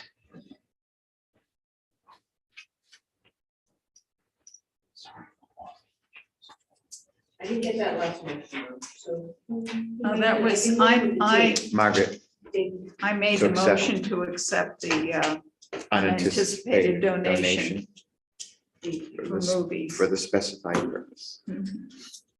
3925.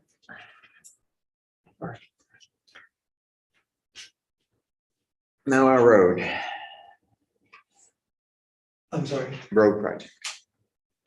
Yes, so you, in the memo, I provided you with the bid email. I Right, have spoken with the town engineer. And they have had a conversation with RM Piper.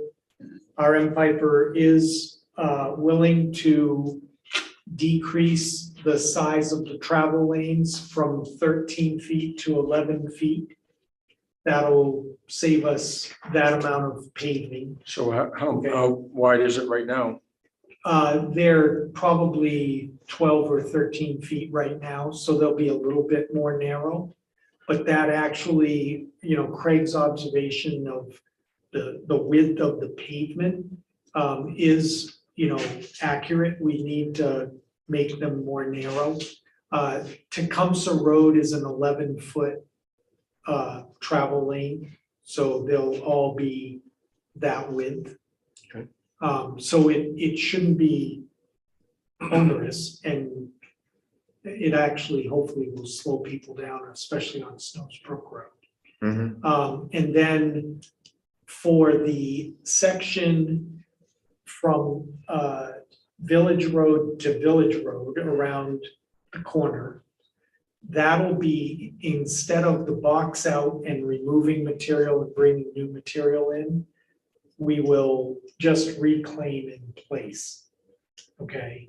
For the first section on Valley Road and Tecumseh Road, and that first section of Snows Brook, there are some areas where we will still box it out and bring in new material because the base is not in good shape.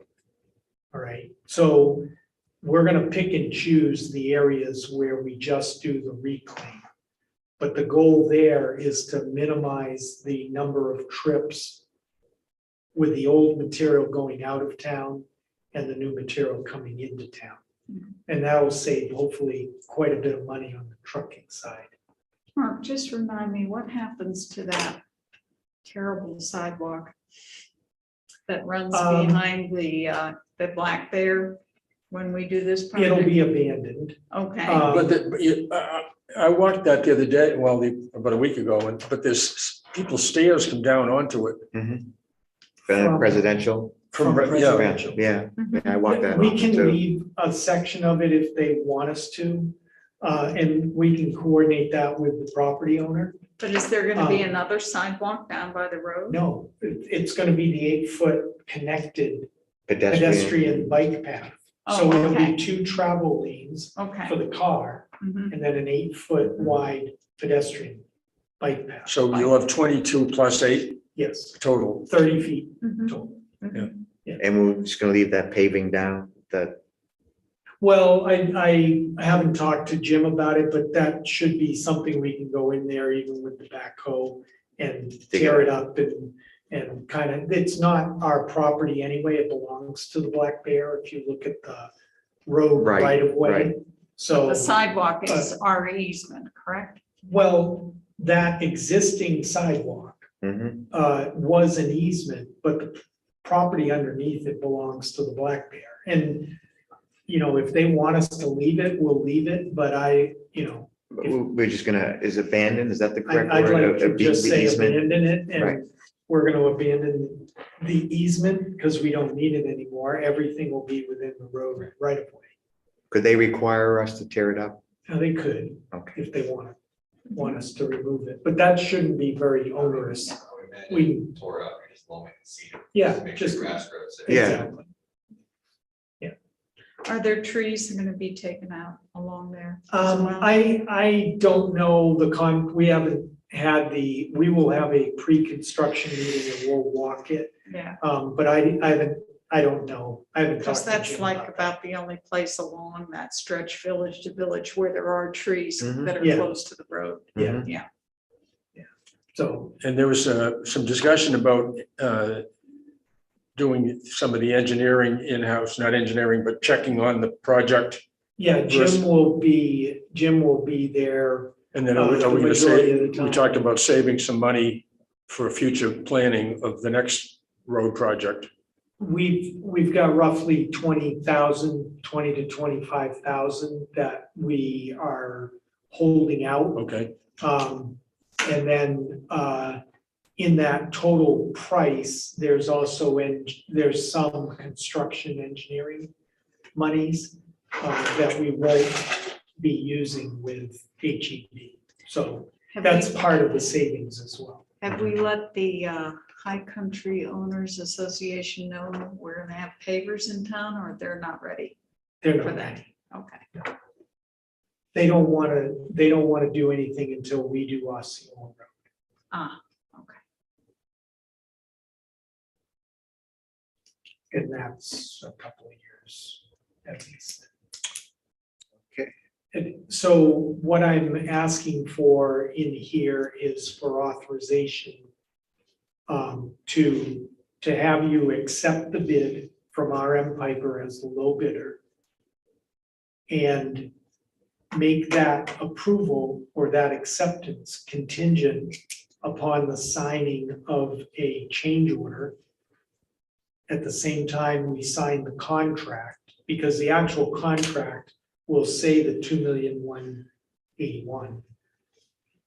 At the same time we sign the contract, we sign change order number 1, which brings the total Right. price down to no more than 1,913,000. And I Okay. did ask the question, and probably you guys did as well, as to if we are going through it in this manner. We have no requirement to rebid. We can go with our lowest bidder and do this change Yes, order that's as correct. contingent Yeah, without because you having to go accepted through a whole other the bid bid. That's process. Yeah. Yeah. And I guess, in deference to Craig's request, the water and sewer lines were never part, because everything that's in the area that we're paving is in pretty good shape, other than the manholes, which they get redone as part of this project. So the lines themselves in this entire area, right? Valley Road all the way around are in good shape. Right. So there, we never have had a plan to replace any of them. Yeah, So- I think his main concern is that when we go down Yeah. Boulder the next Path. Road, down Yes. Boulder Path Why not put a Road, line in there and there's get it a on his 50-year-old property? water pipe And his going property. underneath the Right. eighth fairway. Is We that already enough? have a water line that runs down the side that the golf course is on. That's the thing that I don't understand, that he's talking about. We have a line that splits. It's the larger of the two lines runs through, what's that, the 8th hole? Yeah. Eighth fairway? It runs down there. We have a smaller line that runs down on the left-hand side. According to our plans, that's what we have.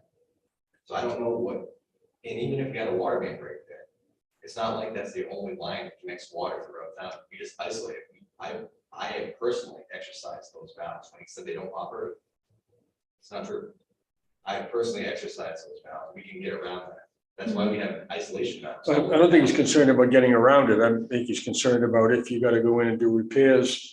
Sure. but- And whether his easement is unspecified or whether it's 20 feet, I don't know, but yeah, All I'm getting at is So are there are two lines over there under the eighth fairway? According to our plans, no, there's one line in the 8th fairway, and then there's one line that's on the opposite side of the road that runs down. Boulder Path. Yes, Oh, okay, and I can pull those up on our plans, I don't have it. I can Right. show- I can show them. right. And so, every other property owner, whether it's been Windsor Hill or any other property owner in town where we have a water or a sewer line crossing it, they all have the same exact wording of the easement. Everybody has allowed us to go on. We always go on with the minimal equipment that we need. And sometimes it is a big excavator because the lines are deep. And we restore the land to the condition that it is when we start. And nobody has had a problem with any of that before. And so, And we've never had a problem with those two lines. well, no, actually, we have gone from Tyler Spring out into the middle of the 8th fairway since I've been here to repair a line and a Shut up. a shut off. Okay. So we have done work in that area, Mhm. so, But it wasn't while Craig owned the golf course. no, it was when the Waterville Company. Waterville Company. The golf course. So, I mean, I think we can get around it, if there were a problem. Mhm. But we don't have any I mean, it could break tomorrow, but we don't have any That's the indication. largest line in town. It's an 8-inch, right? No, it's 10. Or 10. Yeah, And it's 7 feet underground. yeah, which is really, I mean, it's deep, but it's not anything that a mini excavator or smaller excavator could access. Okay. So, You need a motion. Yeah. So I will move that the board, oh, go ahead. no, okay, the No. board accept the bid of RM Piper Inc.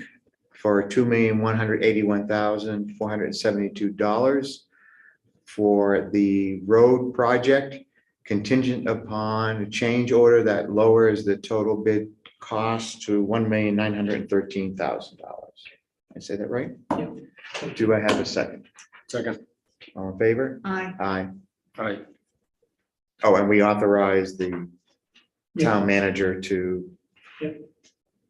And conduct those negotiations for the change order. That 1,913,000 comes from the 1,000,008 in the Mhm. bond money, Mhm. and the 113,000 from the remaining money for the sign. 2 years ago, 4 years. well, let's stop the road. Yeah.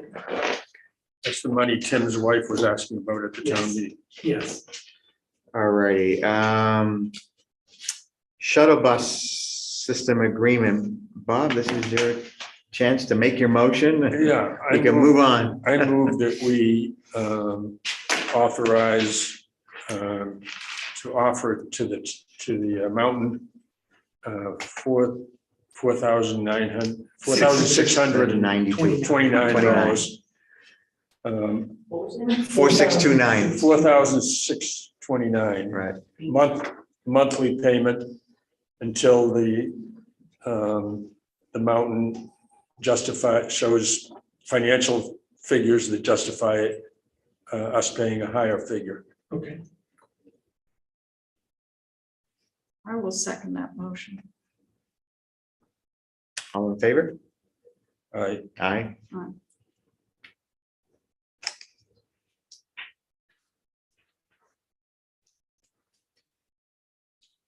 Update water and sewer project. So. Brooke, are you water side, waiting for something? We have a meeting Wednesday. I'm about to leave. Okay, good, all right. Are you all, can we just, Yes, just, that's no problem. because it's gonna be a while. Do you have anything else that you need to talk to them about? Okay, Also, this is the- yeah, go ahead. Bike fence on. Come on up. I just didn't want to make. Yeah, I can't see you out there, man. On Wednesday, I believe, we have a meeting with the contractor that was awarded the bid for the drinking water river crossing project. Mhm. Just get a status update, start getting an actual calendar or schedule when they're gonna start performing their work. Just jumping into the wastewater side, to get more into detail, the contractor that we were planning on doing work with, Mass Tank, did not relay correct information to our engineering firm. So originally, we were led to believe it would be somewhere around in the lower $10,000 to repair these on the high side. Come to find out, they were talking $100,000 to repair these. So when I was made aware of this, I ended that entirely and started looking at alternatives. One of the alternatives. Excuse me, to repair where? To actually repair the existing ammonia tanks that are. in Oh, the okay, plant. okay. They are repairable, Okay. Well, no, we don't. We're not We don't. gonna- We're not gonna go that 100%, route, We're but not gonna go but it that turned out route. that they were repairable for $100K. Probably So, were right, so repairable. it was gonna cost us a minimum of $45,000 just to find out if they were repairable. Oh, okay, Yeah, so we said, not good. right.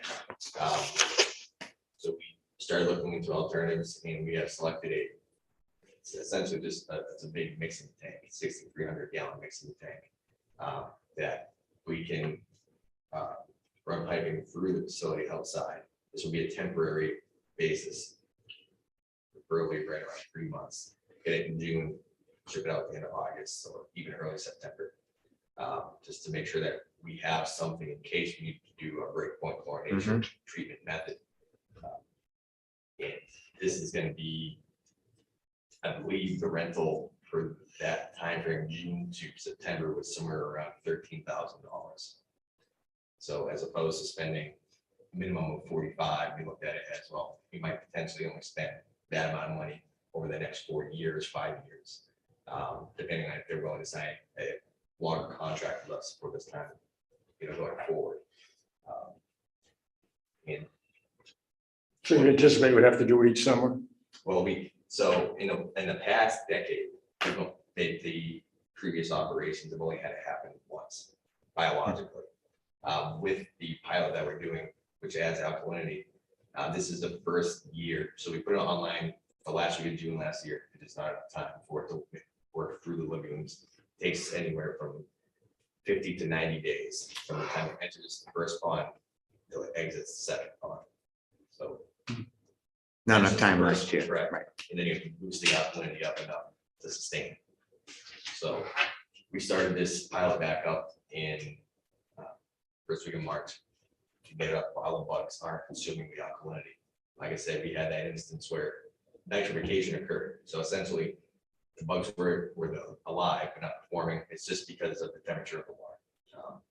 So water temperature came up, they went to nitrification mode, dipped way down. And of course, we had a clog at the same time. So we had to break the clog, get that back online. And it really hit it hard with the magnesium hydroxide. I mean, right now, currently, we're at 1.27 milligrams per liter of ammonia leaving the lagoon for permits 1. So that's leaving the lagoon, leaving the facility after it hits the carbon and the sand filters. We're at 0.23.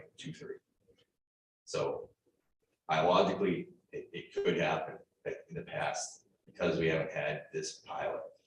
What will happen is it will come, eat up all the alkalinity, and it shoots back up to the 20 range, which is 20 times where permit limit is. So fingers crossed, obviously, that we don't have anything change.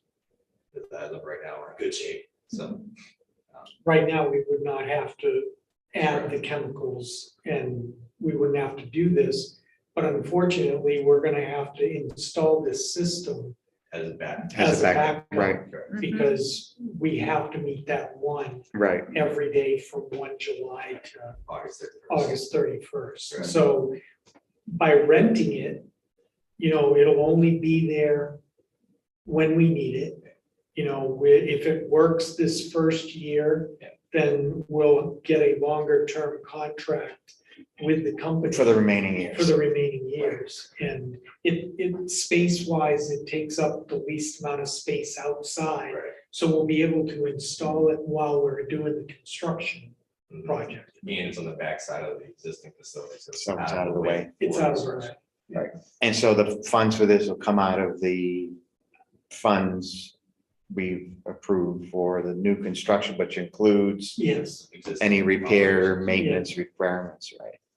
And then really other than that, We had a meeting with Joe we did and we're finalizing the $4 million funding application for the Clean Water State Revolving Fund, right? So that'll give us the totality of the 5 million that we've been authorized. We talked about the land acquisition, so we won't have to worry about actually spending any money out of that 5 million. So we can just continue to move forward with our design work. We also will be putting in the pre-app for the big number, right? And Joe asked us what we wanted to do with that. And we asked him, to preface that, he said that he's concerned about inflation. he is concerned about inflation. So we are applying the pre-application. We're putting in for 35 million instead of 25. Okay. Get some inflation. We do not have to take all of that money. It doesn't obligate us to anything, but it's harder to go back and try to increase Okay. it than it is to decrease it. So I'd rather, he's figuring right now in other projects, anywhere from 15 to 20% contingency. And we don't even have a 60% plan yet. So we have no cost. All we're working off of are the 2018-19 engineer estimates. So where does the 35 million go? Who does it go to? This would be construction. this would be the design. construction. It would be on the cost. warrant next It year. would be the warrant article number for next year. It would like- I don't know any other way to do it. So do we have to decide that now? No, No, it just- but Just But giving I us a just heads wanted you up. to be aware, I just wanted That you to what be was aware. that 25 could What be was 35.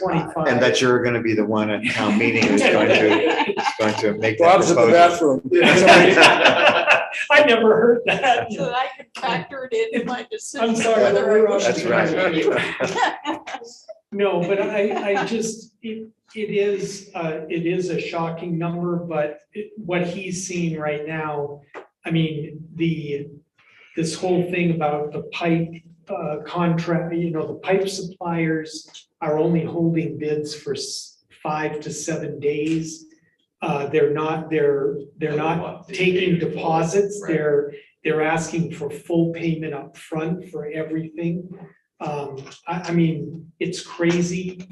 The bids are increasing every time they get a bid. So we're just in a bad spot right now, and hopefully it'll calm down by the time we actually put it out to contract. But one thing he did ask us to consider, the day after town meeting next year, we need to start purchasing equipment because we will have the final plans by then. Right.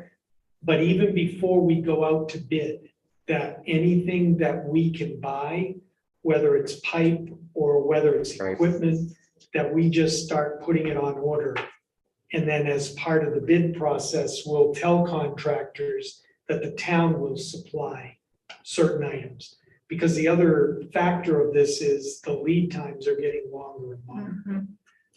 They've got one town that had to go from ductile iron to PVC because their ductile iron pipe had been on order for 18 months. They ordered it in September and they Right. were told it wouldn't be delivered until this November. So Yeah. last September to. Wow. September, Yeah, November. so 16 months, 15 months. So we're, Okay, so, And then also, we, during that meeting, we were able to come up with a means to keep our existing sludge holding pond so long as it will work in commission, if you will. Get rid of the drying bed, because that's what needs to move in order to do the interim transfer facility. Yeah. And the tough thing with that drying, our sludge pond is the size of it. And because of how much sludge we create with our tertiary treatment, there's not really any other method that we can use other than a big holding pond, just because of the volume. So what we came up with is essentially baffles. It's not an expensive means to fix it either. Essentially, it just is like a really, really thick tarp with floats. You anchor it, the pond will have to be empty, so we'll have to get rid of our sludge at least once before we can do this. But they anchor it, and what it does is it directs the flow. So it'll settle out the solids because it will increase the amount of time it takes to get from the beginning of the pond where it enters, sorry, to the back side of the pond. So what it will do is minimize the amount of sludge we have to get rid of. We can then have tanker trucks come in where we can just suck it out of that pond with our trash pump. It's a big blue pump at transfer station, and load it into the tanker trucks. and we'll be able to take the water at the end and pump it back into Lagoon 1. It will increase the amount of flow that we're treating, but it's a lot less expensive than trying to truck it out of town. Right. So Yeah, the alternatives are very costly. tenfold cost. What draws the waste across the lagoons from one lagoon into the other one? So we have decant pipes that we can control the level on. And essentially all it is, it's just a current. So we have it pumped up, You create a current? correct? Yeah, it's gravity thickening. So Okay. the big stuff settles up, water sits on top, it's density change, that's all. Any other good news? Hey, I Well, I think that is. good. I'll tell you what, the All things solution- considered. Yeah, Well. That was an but excellent we- solution. The solution that, and Rich came up, Right. his dad came up with the solution, that could potentially save us hundreds of thousands of dollars. It honestly, that was awesome, because we were sweating Monday. yeah, we didn't know. We what- had no idea how we were gonna set up the interim transfer station.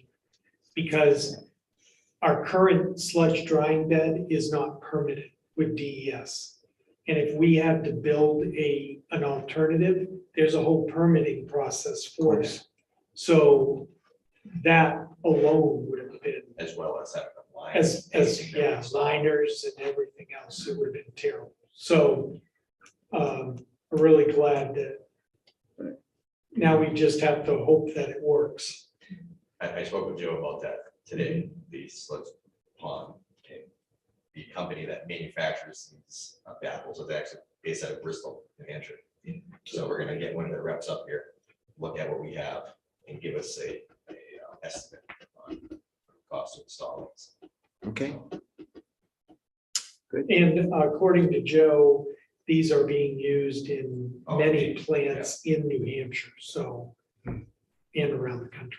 So it's proven Technology, right. not really technology, though, it's a System. It's a baffle, so. It's a baffle. proven system. Yes, yeah, hopefully they give us a hometown discount. Yeah. All right. Anything else? Not that I can think of. Good. Thank you. All right, thanks for hanging on. Shall we end with bike path Yeah, signs? we have had a meeting on site with the Cullison, both Jim and I. Mhm. Our public works guys are gonna go out there as soon as they're back. We have 2 currently out with COVID and 1 who is out sick but still negative. So we're down to 2 guys in the department, Okay. 2 and 1 part-time. So is Jim out with COVID?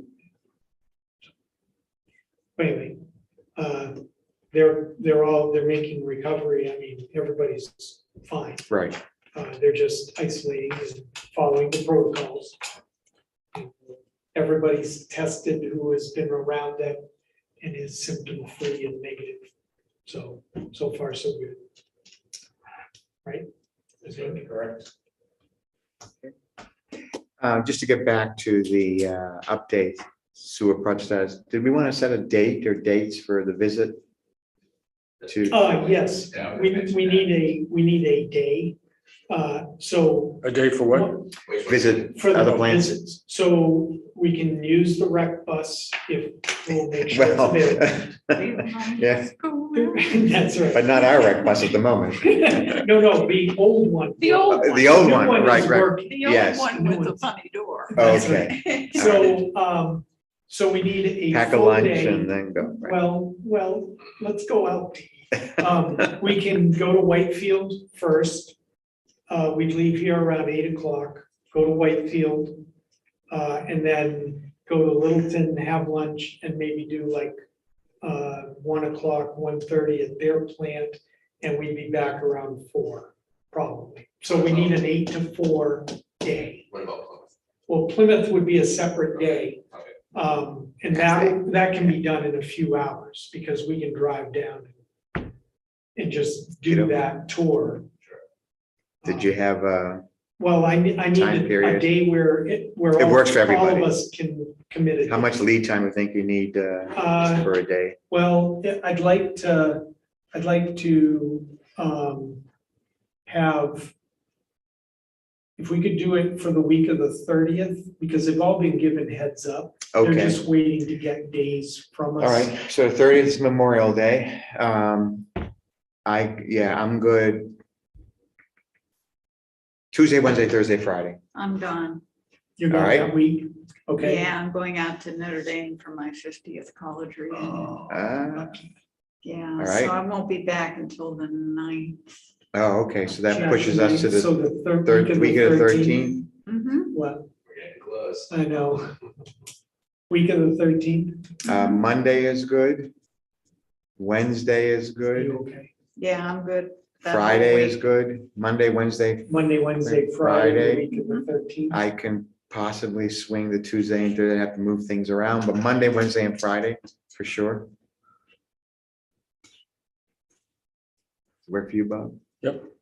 Okay. What's your concern on that? Well, we're gonna have to have the tank come, we're gonna have all that work done. Oh, yeah. Yeah, That's all.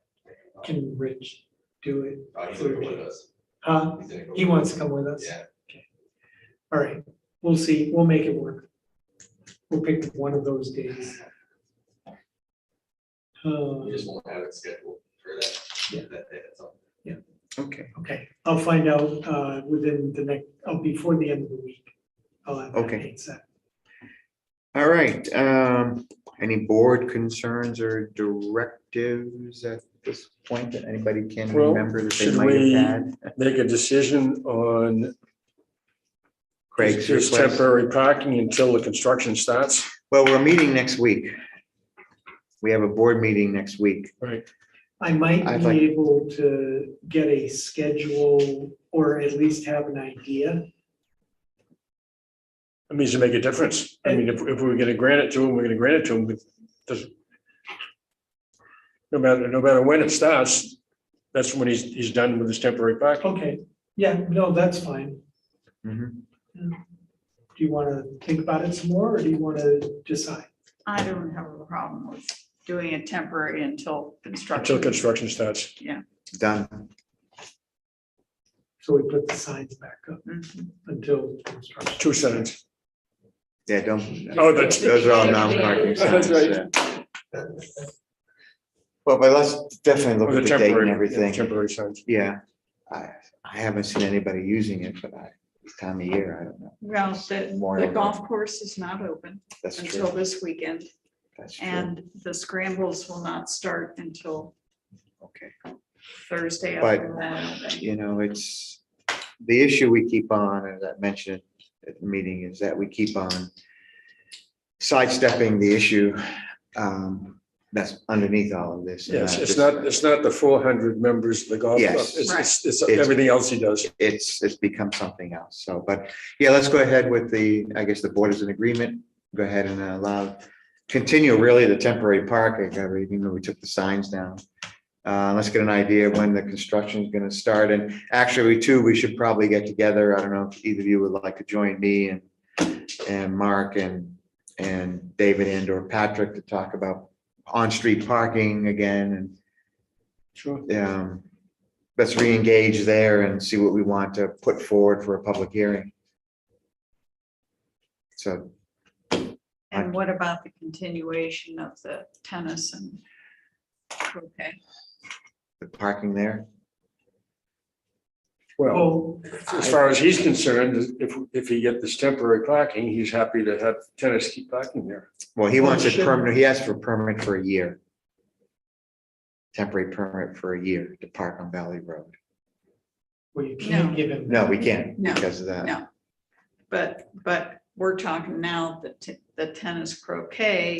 Right, People are gonna be parking there. Right, So the but that was his question quid is- pro quo. But his quid pro quo. Well, was a year. year permit, and all we're giving him yeah. is up to, You're up giving to him a con- couple of months. we at can only do most. a I'd couple give him months. a couple months and ignore the other one, let tennis players Right. park. Well, I mean, what's our instruction to our public safety Right, people? yes. About right, Yeah, the parking, the people that are parking at the tennis, they have not been ticketing. we've those not been people enforcing the No. parking ordinance there, I would Since recommend 1975. So let's continue not enforcing it.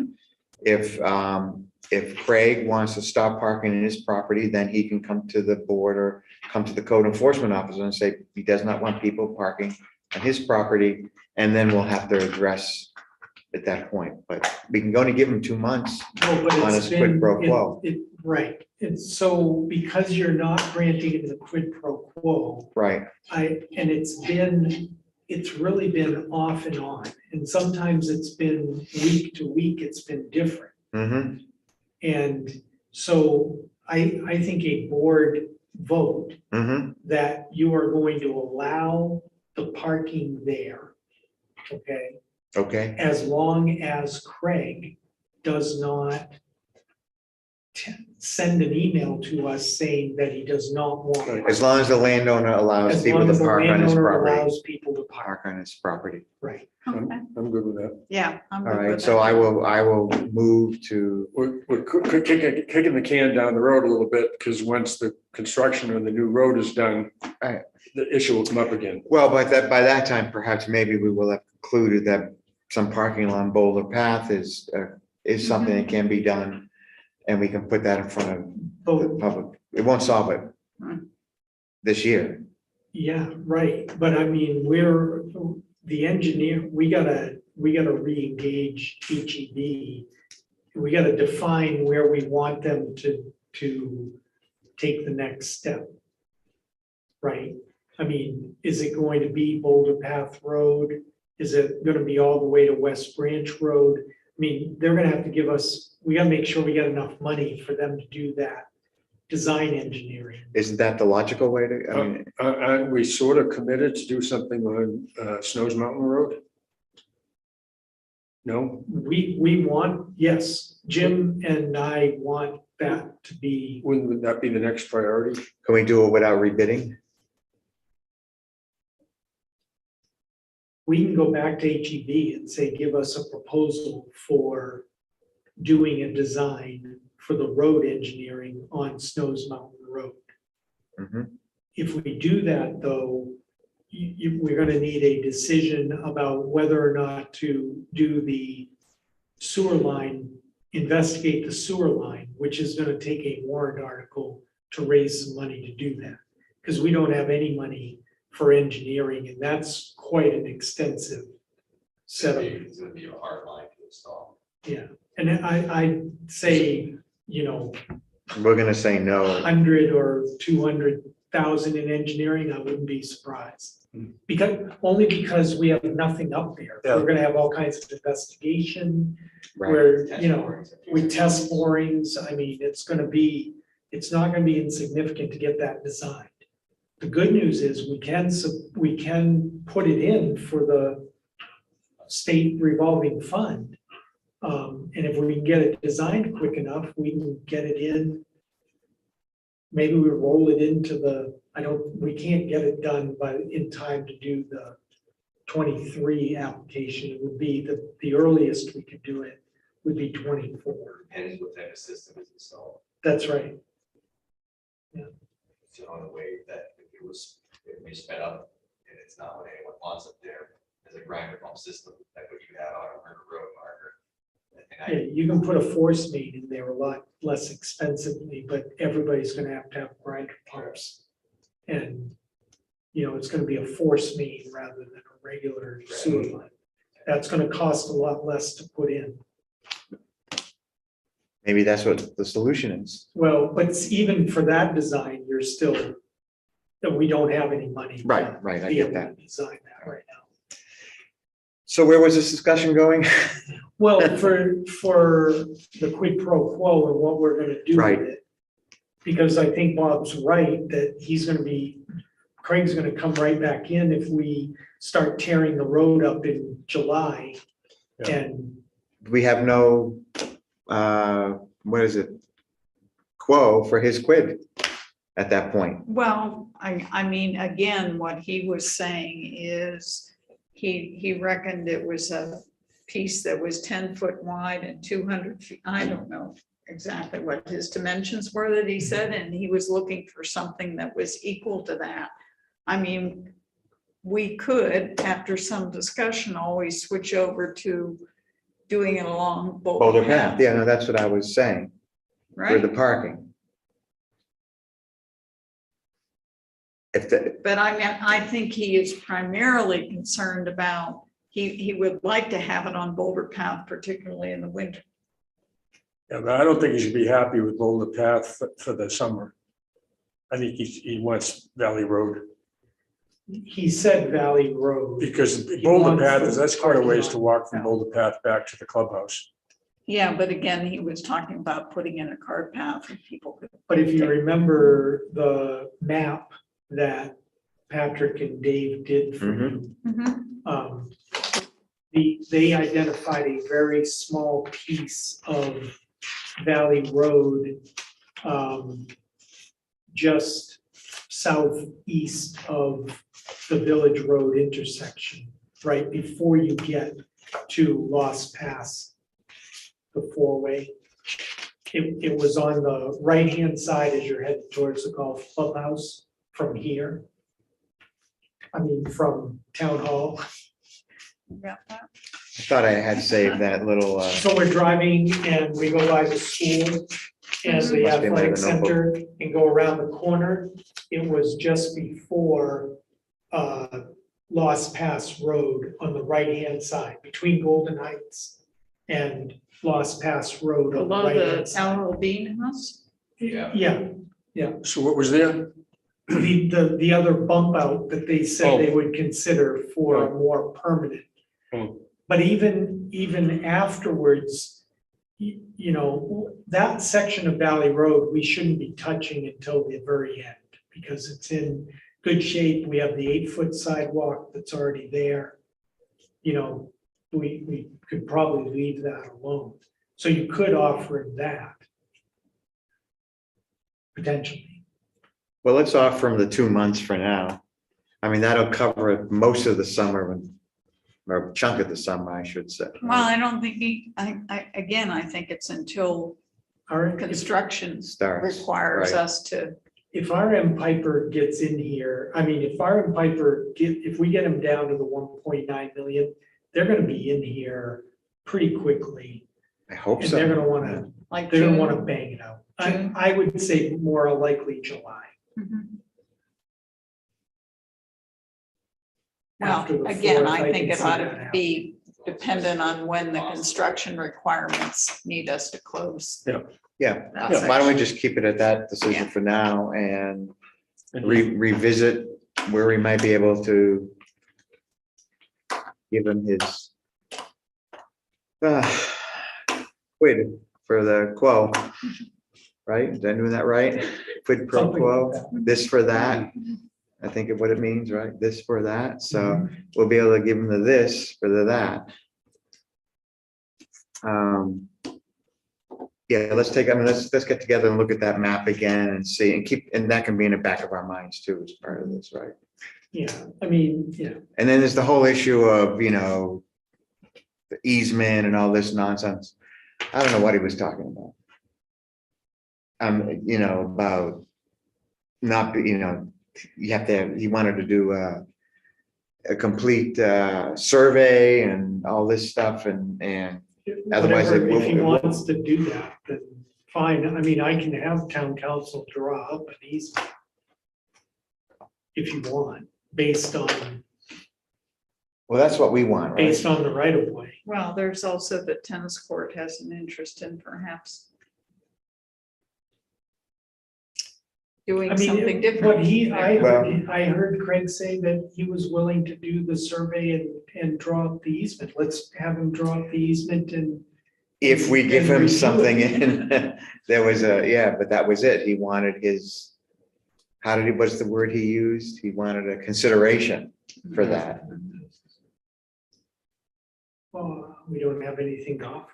Well, that's what I'm saying. So, At this point in time, we don't have anything to offer. I don't know. well, look, we've been going at this for 3.5 hours. I think we're all starting, at least I'm starting to lose concentration here. Okay, So, yeah, I guess we agree he can put the signs back up for the time being and put temporary parking signs back up. put the Until construction temporary, starts. until the construction starts, and then let's And then discuss people aren't gonna be able to get there. in Until their construction cars starts in anyway. that area. In that area. in that area, And and then then. people aren't gonna be able to get in there with their cars anyway, so. Right, And then we will Revisit. allow parking on Snowsbrook Road. Well, along the yes, on-street. for the parking motion we made, For the tennis courts. for the tennis courts. As long, okay. Snows Mountain Snows Road, Mountain. right. Snows Mountain Road, so long as the landowner Owner is agrees to, agreeable. Okay. right. Speaking of consideration, how long will it take the construction crews, Mark, do you think, to take care of that section that will allow temporary parking on? I have no idea, because I don't know what end they're gonna start on, and I don't, you know, I would just. We won't expect know them to until come we back do it. Once it's finished, if it's gonna be done. Well, the pedestrian path, so we can't have. Yeah, we won't be, able to- there we won't can't put be the no cars back temporary there. parking. No, because we'll have No, the 'cause it'll walkway be there. the walkway. Right. No, again, let's set a date to get together and relook at the on-street parking research that they did and Yeah. fold this discussion into that, Okay, with, where we can provide Craig some. if the agenda is short enough, we could even do it next week. Okay, We don't have to sit on it. okay, let's use that as a, Okay. as a, Good. as the framework. I think that's good. Did we mention everything that you had? So you got something for Ann for the, Oh, yeah, We need yeah, to you go wanna, into non-public. we'll go. We need to go into non-public. non-public.